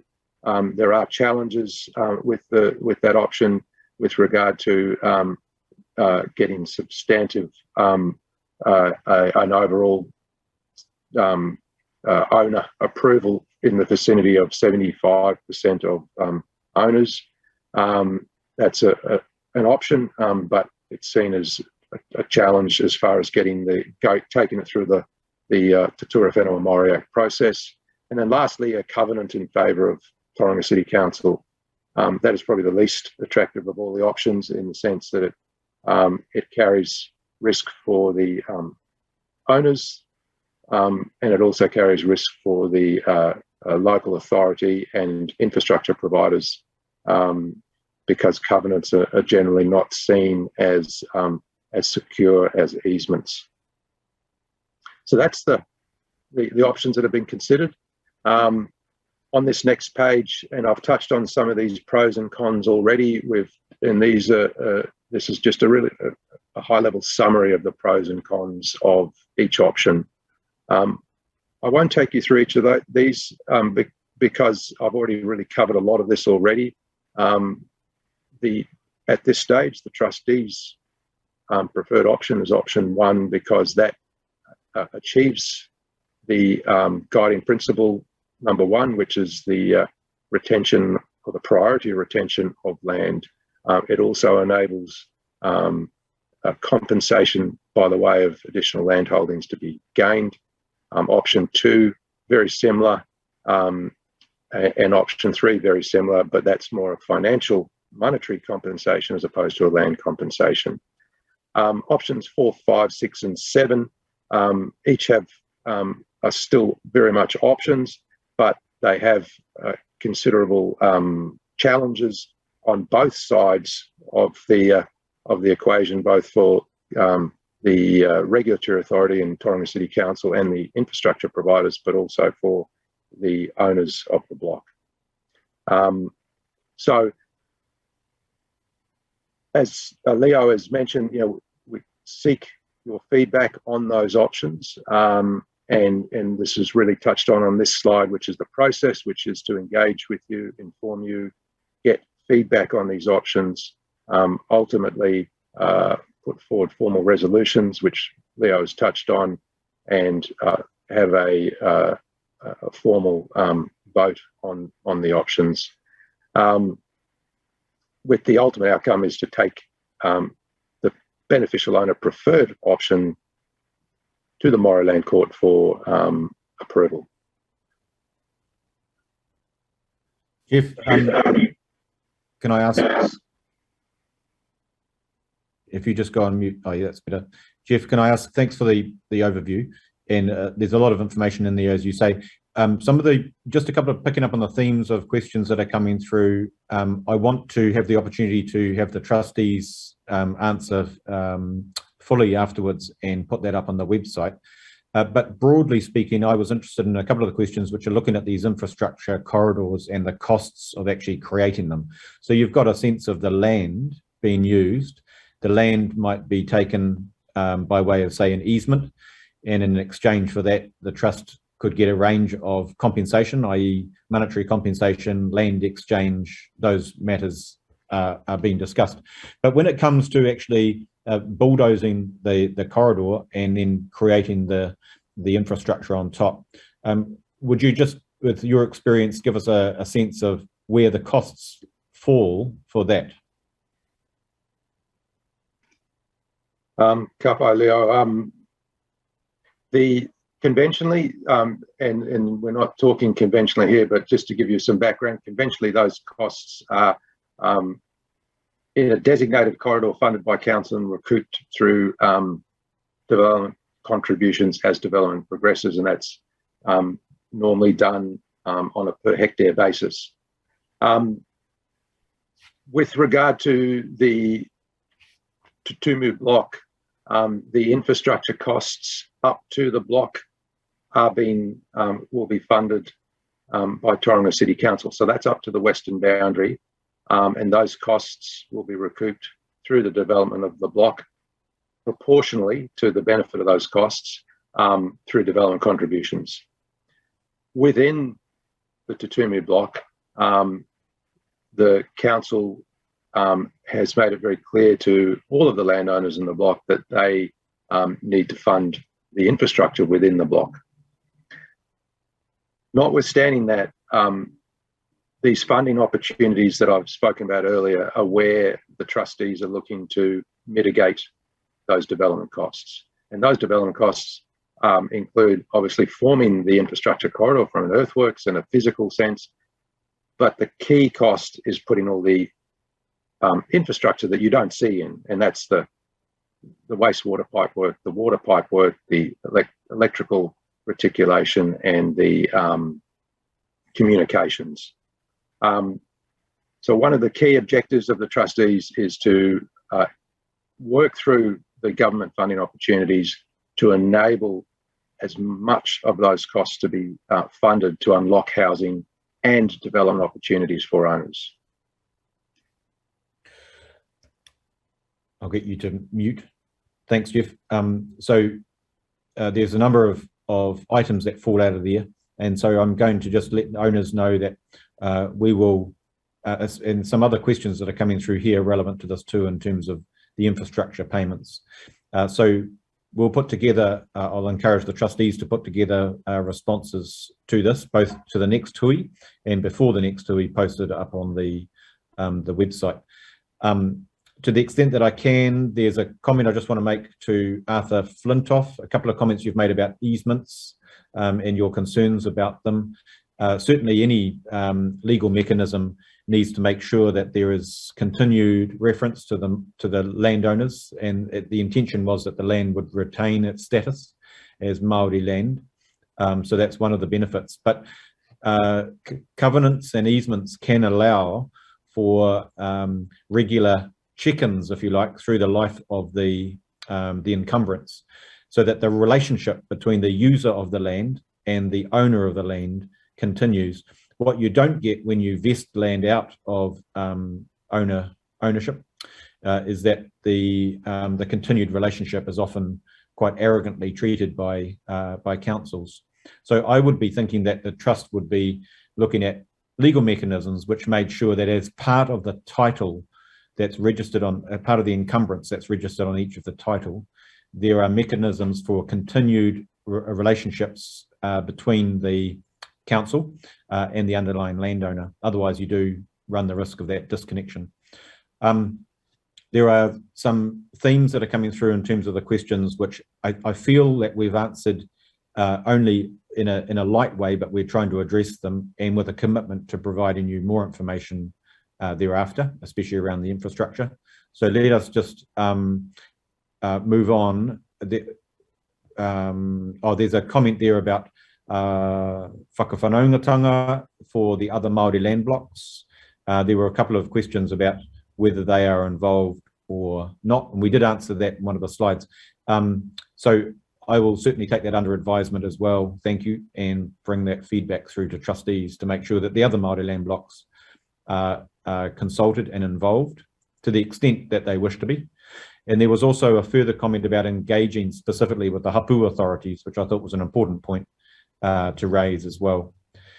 As I say, further details of the land exchange proposals, where they might be, how it might be valued and the like, I think should come to the next TUI, so we can really start to unpack what this would look like. All right, can I go to the next slide? Oh, sorry, I've jumped over that one. I'll just deal with this quickly. I think we've covered a lot of this, but the questions from Hui number one: will the exchange of land or the interests of land be in favour of the owners? So the intention that is that if owners were to approve this type of quid pro quo, then the trustees were committed to negotiating the best outcome for owners. And I say that word "if" there. Some of the comments were like suggesting that this was a done deal. It's not a done deal. I can commit to that. I wouldn't be involved in this process if I thought this was a sham. This is a fresh engagement with owners to see whether it stacks up and whether you view it as an important development opportunity. Will the land exchange be held as general land or Māori freehold land? That came up last time. As I said, the law does require exchange land when it's done through a transaction like that to be held as Māori freehold land. So that there are some exceptions to that, but generally speaking, the trustees' preference would be to hold their land as Māori freehold land. Your feedback is welcome on that. In some instances I've been involved with, the trust that is concerned, not this trust, seeks to hold some of its investment land as general land because it can assist it with future developments and funding. Generally speaking, I think with this trust and the history that's gone on, there was a clear principle that they would seek to retain their land and retain it as Māori freehold land. All right, can I go to the next slide, please, and just look at the next steps following this. We've talked about how to encourage engagement with owners. Thanks for the feedback today. This is all really, really helpful for us all. This is going to go up on the website along with the minutes of the huis and just encouraging you to feedback. So it may well be that you do it through the website, through the Facebook page. You can directly contact the trust. The website gives all those details as how to do that. The trustees are looking for particular focused feedback on their guiding principles, on the rotation proposals for trustee elections, and also on these infrastructure corridor and active reserve options. In other words, is this ultimately a development opportunity that the owners wish to participate in? And if so, how do we break that down to get the best leverage, the best options for trustees and owners? So engagement is sought. Please shout out to your whānau and get them involved and build up the number of those who are engaging on these matters. We will be considering how this has gone, again, reacting to COVID and trying to put in place other mechanisms where we can ensure you have your say. One of the attempts that we tried was to invite you to express or register your interest to speak at this hui. And again, we encourage that for the next hui, so that I'm just giving an oral pānui there. We put it out in writing, but for those who wish to have time to speak, we are encouraging you to register your interest so that can be handled across the technology. And then as we develop the proposed resolutions and the feedback, we'll come back to you with how decisions might be made. Quite a good comment earlier around postal voting. Could we look at online voting options as well? I did just note in my answer that it's really, really expensive in my experience, online voting, but it's certainly something that I'll take back to the trustees to consider in terms of how to encourage feedback on all of this. Alex, can I just check with you? I've been trying to juggle a fair bit here. I haven't answered all of the questions in writing, but are there matters that you would like to take us through, please, just to make sure we've covered off matters and we can make sure that we provide written answers as well. Can you come on board? Sure. So probably one of the ones that you've just highlighted, you've answered it in the chat function, but there was one from Tāwhai asking about the work streams, who's paying for them, and I think Jeff kind of sort of touched on that a little bit as well. And we mentioned that the first hui too, there was a number of work streams. We've got yourself, Leo, who the cost of your time is covered by the Tauranga City Council. Some of the online engagement with the website as well as the Facebook, the Tauranga City Council is paying for that, and the trustees are sort of also looking to engage a valuer to come on board, and that cost is likely to be covered by the Tauranga City Council as well. So there's a number of work streams that the Tauranga City Council are sort of covering off. So hopefully that sort of covers that question off there.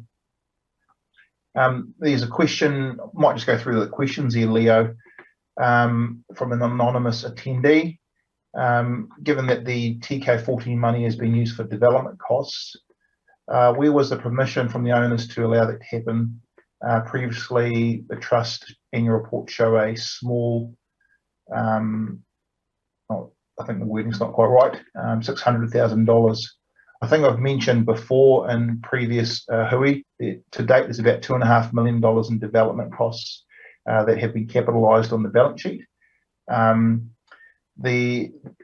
As been noted, the development is still in its discussion, I suppose, feasibility phase, and these are the costs that are incurred to keep the trust at the table as part of the discussions and being able to negotiate the best advantage for the beneficiaries.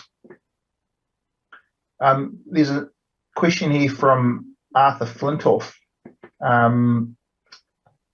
Jeff, what are the Ford's plans for their block? I don't know if you want to sort of touch on this one, Jeff.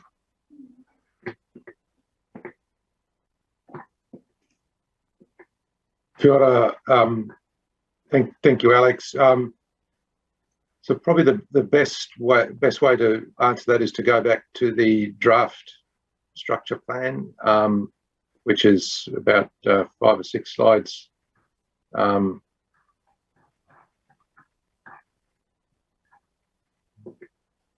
There we go. That's the one. Thank you, Kapai. So the block at the very eastern end or the right-hand side of the page is their block.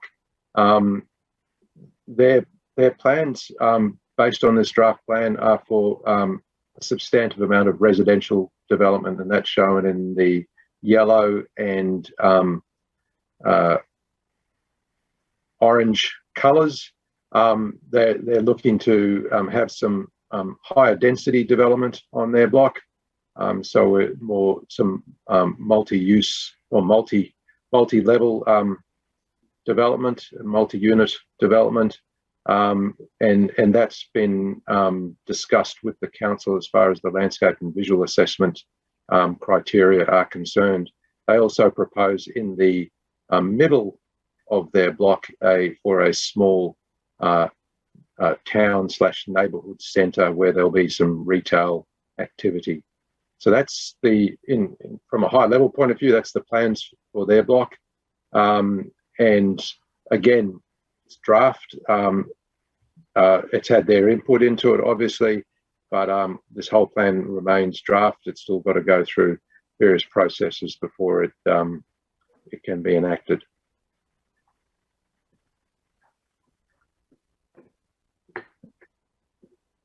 I think so, that Jeff.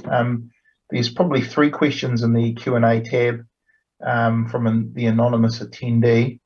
And I'll just ask the questions. I'm not quite sure who might answer them at this stage. But given that this is a proposal only, what is in it for the TK14 owners? What's in it for Tauranga City Council? And what's in it for third-party owners? So I'm assuming that's Karis and the Fords.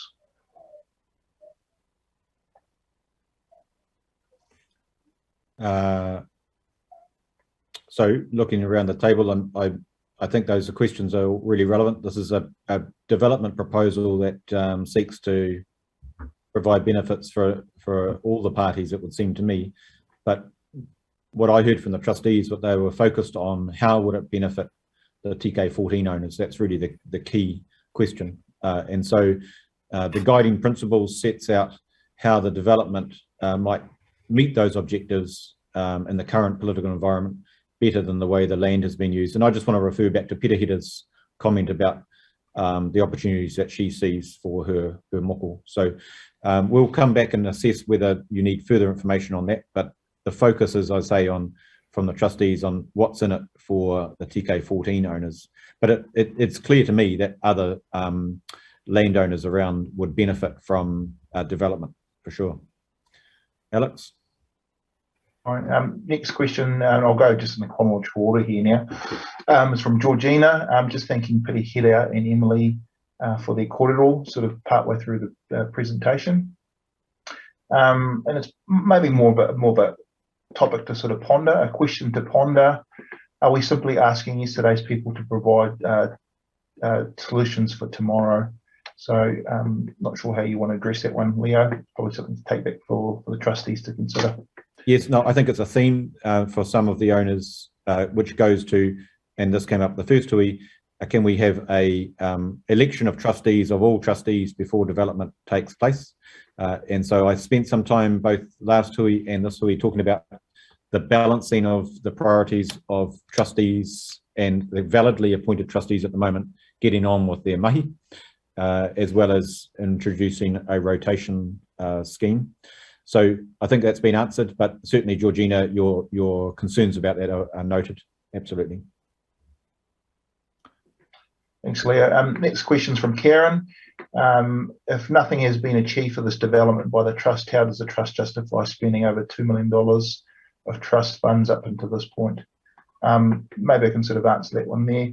As I sort of mentioned, the costs incurred to date by the trustees are really to sort of keep the trustees and the trust at the table, being able to negotiate what might be best for them going forward into the future, and being part of that sort of development discussion. If you want to add anything on there, Leo. No, the question was asked last hui and it's been answered also by way of some financial information to come. So kia ora. Yep. Next one is from Jeff. Conceptually, the question needs to be asked of all our owners. And thanks for that, Jeff. That's part of this engagement hui process, is really to sort of capture all of the thoughts and the ideas from the owners, essentially. Next question is from Georgina Fata, and actually might have answered this one, Leo. It's around the whakawhanaungatanga with the neighbouring one box. I did. I tried to pick that up and answer it. Yep. Next question might be for Jeff. It's from Arthur Flintoff. Is there a qualified environmental plan on the trust team whose primary objective is to navigate the RMA work for Māori and do not serve council, i.e. there's no conflict of interest? So trustees might wish to answer this, or Jeff, with your experience. It dovetails into some other queries too, I think, around making sure that cultural and environmental impacts are really embedded into the planning here. And the planning not just from a council perspective, but planning from an owner perspective. So I think that's a really important corridor. And I just open it up to those who wish to comment. Kia ora, Leo. I suppose the relevance to me is that kōrero of where I sit as a trustee. Nō ki te tūranga. Nā koutou te tokorua. Te mana. Like mine is a position as a trustee, he mana whakahaere. So, but the mana of the whenua belongs to those three people, to those three tribes. Rangi Wewahi, Rangi Te Aorere, and Uanuka Kōpako. I suppose this is to answer the question of kineti. When you ask, because in light of us holding these Zooms now, is there any plans to take it back down to those three marae? If this COVID hadn't come up right now, we would have been standing in Tawakaheimo. This was the whole aim of today's week, was to go back to Rangiwewe and express those views. And I suppose because we can cover the we can cover all these views, like from the iwi perspective, because I'll stand up and get counted. I'm very iwi-centric. And it's about the kōrero, not 1 acre more. Yep, that's a given. But we've got to take it a stage further. And this is where the land exchange, Uanuku has shared with us that we've lost 70% of it. So any land we get back that we can hold back, we can add on to it. That's the other principal aims which come from us, which the kōrero I've heard in my tūpuna whare as a view of Rangiwewe. So I'll just leave that part there.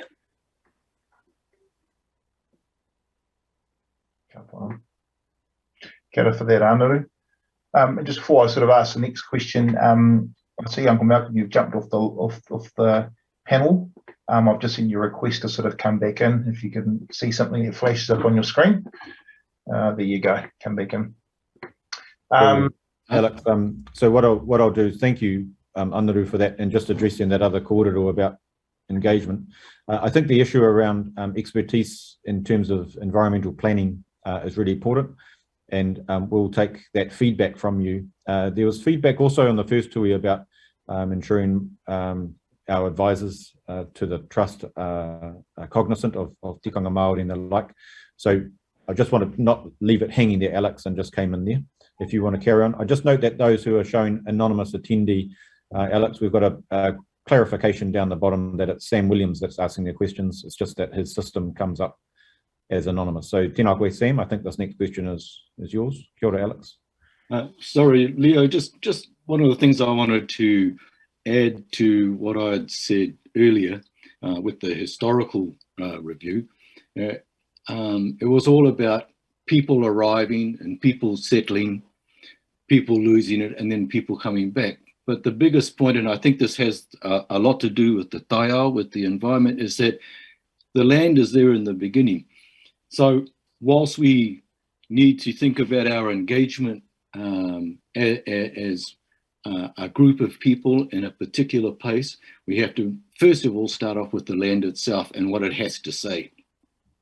Not just how councils treat it or how laws treat it. We need to really look at the shape of the land itself. And if you look at some of those maps, you can see that even the Kaituna used to be sort of like a snake worming its way towards the sea, and the river's been shortened and changed. And so we've, in the past, if not us, but certainly the council, have done a heavy hand on the land itself. And there's no denying that sand mining created a huge change, but it was important to make sure there was some income stream. So what I'm trying to get at really is when we start looking at not only the mana whenua, it's about the whenua that it sits on. And maybe we need to, just looking at some of the comments, that's maybe the premise that we need to start with before we do a checklist. Oh, you can do this, you can't do this, but you should do this, and certainly don't do this, is to try to look at the land itself. And I certainly encourage the various hapu groupings right through to the individuals to think, okay, what can the land tell us about what we need to do ourselves as a collective? Koina tā. Kia ora. Kia ora. I think this next one, as you say, Leo, is from Sam. We have to pay for a road through our whenua. Do we get to charge a toll? Might be a question for Jeff, that one.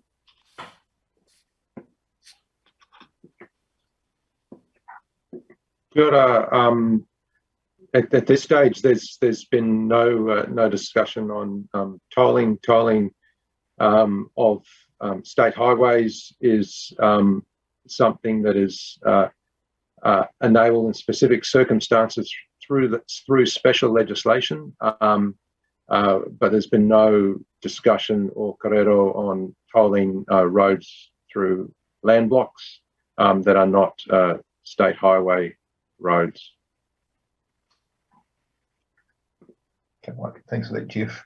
Next question is from Karen Stowers. How does the Trust intend to pay for infrastructure?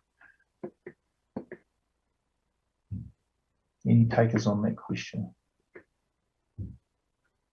Just only to say that these infrastructure payment questions I see as a key theme, and what I have encouraged is that the trustees provide further consideration of this by way of information to the next week and really start to drill down into this. I'm interested also in engaging with council around those matters following these engagement hui and providing that detail. So it's not a dodge there, Karen. It's simply to say a thematically really important question to be answered in detail, both on the website and at the next hui. Thanks, Leo. The next one I think is probably from Sam as well. And Sam's sort of really asking about the setup costs, how this will be paid back. As it's all feasibility, there needs to be a return on the investment, words along that line. So I think the theme here is probably in line with what we just spoke about. We'll look to come back to next week with a bit of detail or some overarching themes to sort of answer these sorts of questions. Next question is from Jeff Rice. do we want our elected trustees, whomever they might be, to pursue a plan to improve our well-being in terms of housing, social outcomes, education, mahi, protect our tikanga and respect of kawa, etc., or not? Simply yes or no. Have the whenua work for the collective benefit or do nothing? That's possibly a question for one or some of the trustees.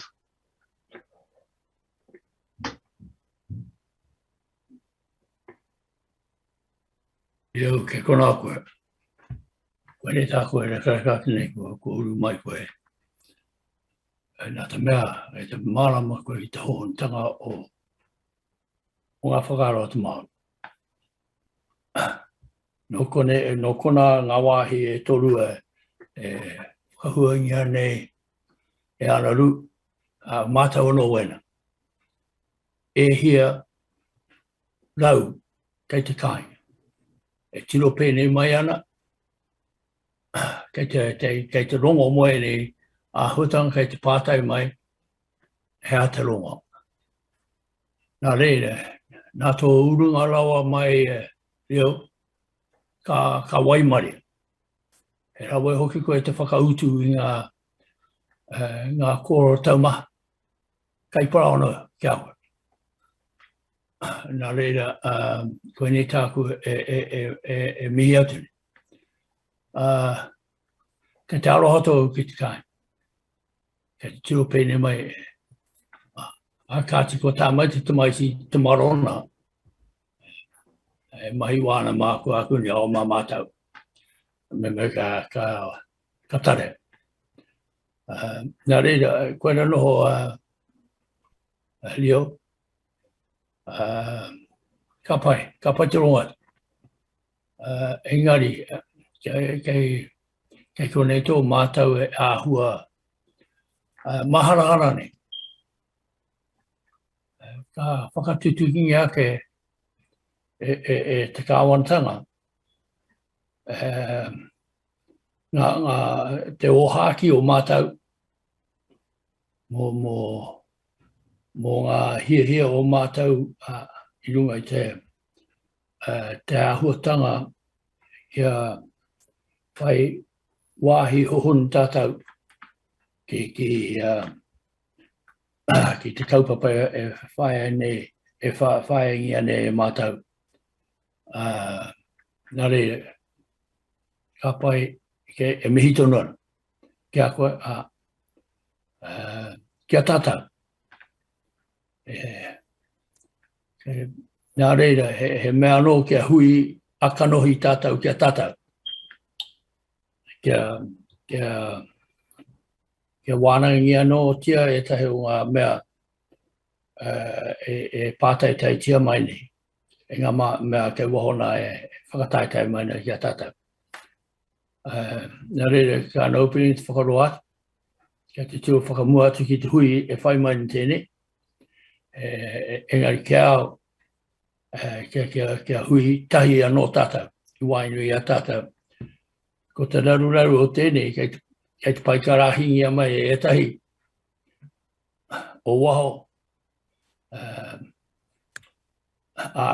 Kāre te mōhio ki te ngako o ngai tātau. E hihia nei kia eke ngā pātai, e pātai tia maina e tēnā mō tātau. Kāre whakaroa rawa tia, ke te tiro whakamua ki ato no ke tui. Ko koe tūpoko Leo. Tēnā koe. Nā reira, ka mutu noa, rā noa. Kare anō, kei te miha te kia koe me tō kōrero, kare anō ki oti. But you're right to reflect on the challenges I think that we've got about how we communicate with each other. And how important the kaupapa is. And, you know, for people like you, I just want to, and those who are listening, the technology for some is just natural, and for others it can be a challenge. And we've got to find a balance whereby hopefully, fingers crossed, we can get back kanohi ki te kanohi. Tuke mai, tuke atu. Nō reira, thank you matua for that. I'll come back to you, Waldo, shortly when we get to the end and ask you to close our hui. We've just got a few more questions we're going to answer. Kei te pai? Yep. So you just want to push your button for mute. Thank you so much. But appreciate those comments. Okay, Alex, if we, I would like to be finishing by 1, and I think that's important so people can carry on with their day. And so if we can just move through these questions, and if they are questions that have been answered already thematically, then we can move on. Over to you. There's a question from Grant Tihi. So after the development is complete, will there be payouts? And that might be something for the trustees to answer as well.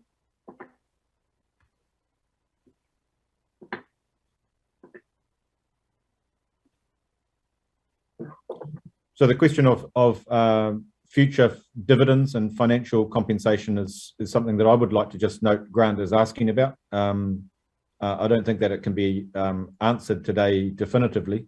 We're trying to look, I think, at commercial opportunities along with other opportunities for owners. And I think what we could add in is dividend payouts as a consideration from some on the hui as to how that could be included. So I'll just ask you to move on, Alex, noting that kōrero, please. Right. The next question is from Georgina Whata, and it's thanking you, Leo, for your facilitation and sharing of the hui. But Georgina is struggling to understand the way that the trustees the commitment to retaining Māori freehold land when they actively pursued a change of title status of 55 hectares. I also asked last time why elections were not held last year, when the court ordered them to hold an election. The court order was not stayed, and therefore they are required to hold elections, correct? Okay, there's 2 aspects to that. Firstly, there has been an attempt to change the status in order to facilitate the development, and I understand clearly from the trustees that not only has the Court of Appeal decision put that to bed, it's not going to happen, but also the trustees have turned away from that option, and with the new funding avenues that are available, consider that there are other options that would allow them to retain the status of the land as Māori freehold land. So I think they're looking to the future now, Georgina. In terms of the elections, I think that the parties have got a different view as to that. My understanding from the trustees is that there are 6 trustees validly appointed at the moment, that there is a case at the moment before Judge Coxhead concerning his decision around the election. The trustees take the view that there is not a current vacancy requiring an election, but I just want to acknowledge you and others who have a different view on that, and I think you have legal advice on that as well. This is not the forum to debate the litigation, but acknowledging your kōrero. There's next one's not really a question, and it's probably comments that we'll just take into consideration and provide back to the owners, but it just talks about some of the land exchanges, land confiscation, and some of the examples that have happened down in Taranaki, and there's a few examples of some blocks by the looks of it that have been provided as well. The next question is, how will the other blocks development plans and extra infrastructure from high density developments affect TK14 owners as ratepayers? How do they propose to mitigate environmental impacts also? Will plans be in place to ensure this is implemented? Alex, I think that the environmental impact has been discussed. That's central, and so I won't go over that again. I think the question around rate pay, the impact on rates is a really important question, and I'm going to just ask us to consider that, please. We should take advice from where the council's sitting on that and come back to owners with that response. Kia ora. Next question is from Georgina Whata. Where in the plans is the ability for owners to provide feedback? For example, what would a Te Aroha-centric community look like for us? It seems to me that the presumption is that the development is very Western in architecture and thinking.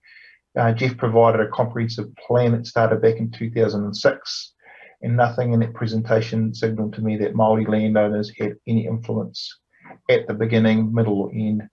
Therefore, it is very hard to shake the feeling that we are being railroaded into this development. Kia ora, Georgina. Sorry that you have that feeling. I note that this is a fresh engagement, that the principles put forward by the trustees, along with retention of your whenua, have that cultural connection paramount. So feedback is sought as to involvement on that. If you're meaning that it's all done and dusted, I don't understand that to be the case at all, and that if this idea of development was agreed to by trustees and owners, as put forward by the trustees, agreed to by owners, then it would seem to me to be vital that the next stages of planning of how you see yourselves as Te Arawa in that development would be critical. So I think that's the start of a conversation, and we are not at the end of it by any means. Yeah, Leo, can I just, I had mihi nui ki a koe Georgina mo tērā kōrero about how is it going to look different. And I think it's really important that the Tumu Kaituna 14, whatever it undertakes, it will have its own aspect, āhua, mana. And if we need to really think of right down to the details like architecture, because what you don't want to, and we've all got to be careful ourselves, because a lot of us, our dreams, when we think about what sort of house we want to live in and who we want to live next door to, things like that, they often end up being mainstream for all the talk. And so there's a really good challenge there to think out of the box, whilst at the same time getting back to that basic principle of providing whare mo te tangata, mo te hapu, mo te iwi. So keep that discussion going. I think it's really important when the hapu or whānau groups have the opportunity to get together, really think about, okay, this is what I'm used to seeing and hearing in the big wide world, but what does it look if we follow Leo's idea of, you know, a new beginning, even though it's still in the phase of how do we develop the block, but it's what it's going to look like, feel like, and be like at the end. So, ka pai, hei te mihi ki tērā whakaaro. You're very good. Ka pai.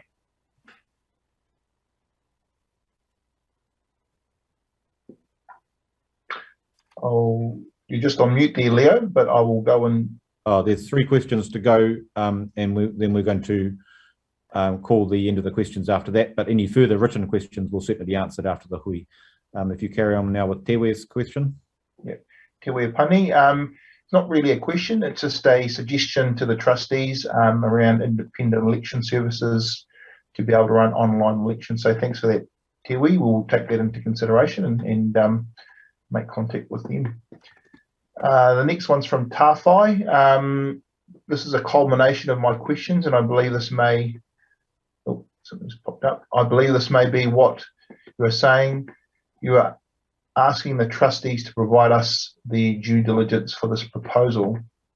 So I think that Tawhai has asked a number of questions around costings and the way in which investment by the trust does or does not lead to outcomes. So I agree with you, Tawhai, that at the end of the day, I wouldn't call it necessarily a due diligence process, but it's a information sharing with you around that, and that will come. Kia ora. Last 2 questions. One from Karen. Can the trust consider more cordial with owners and more time for them to consider all the information before any kind of voting begins? Voting at the next hui seems to be premature, as this is the first real opportunity for owners to have input. So tautoko that, Karen. There is no voting at the next hui. We've tried to set out a program of engagement whereby the next hui will be providing further feedback on your questions, getting more information from the council, and starting to drill into the implications of this sort of proposal for the owners, including working with you collaboratively as owners to craft what the resolutions might look like. So there's no voting at the next hui. And then the last question is from Jeff Rice. Do the trustees understand the potential development of the Eastern Corridor over the next 30 years? I'd have to open that up to the floor. I'm not familiar enough with the background to that question.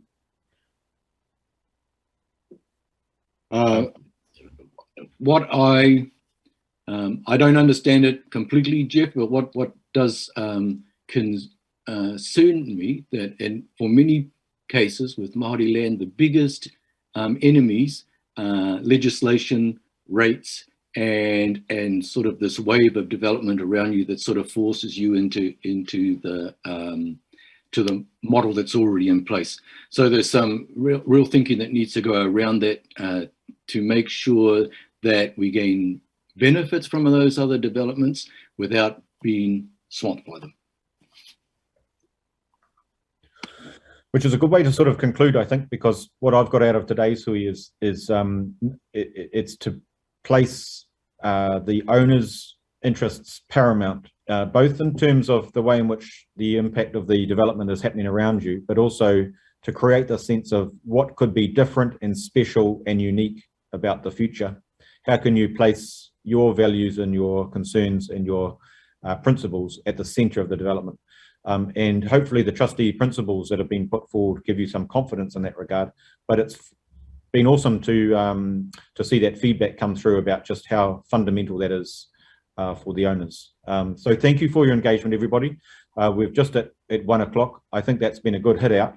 There will be a series of hui yet to come.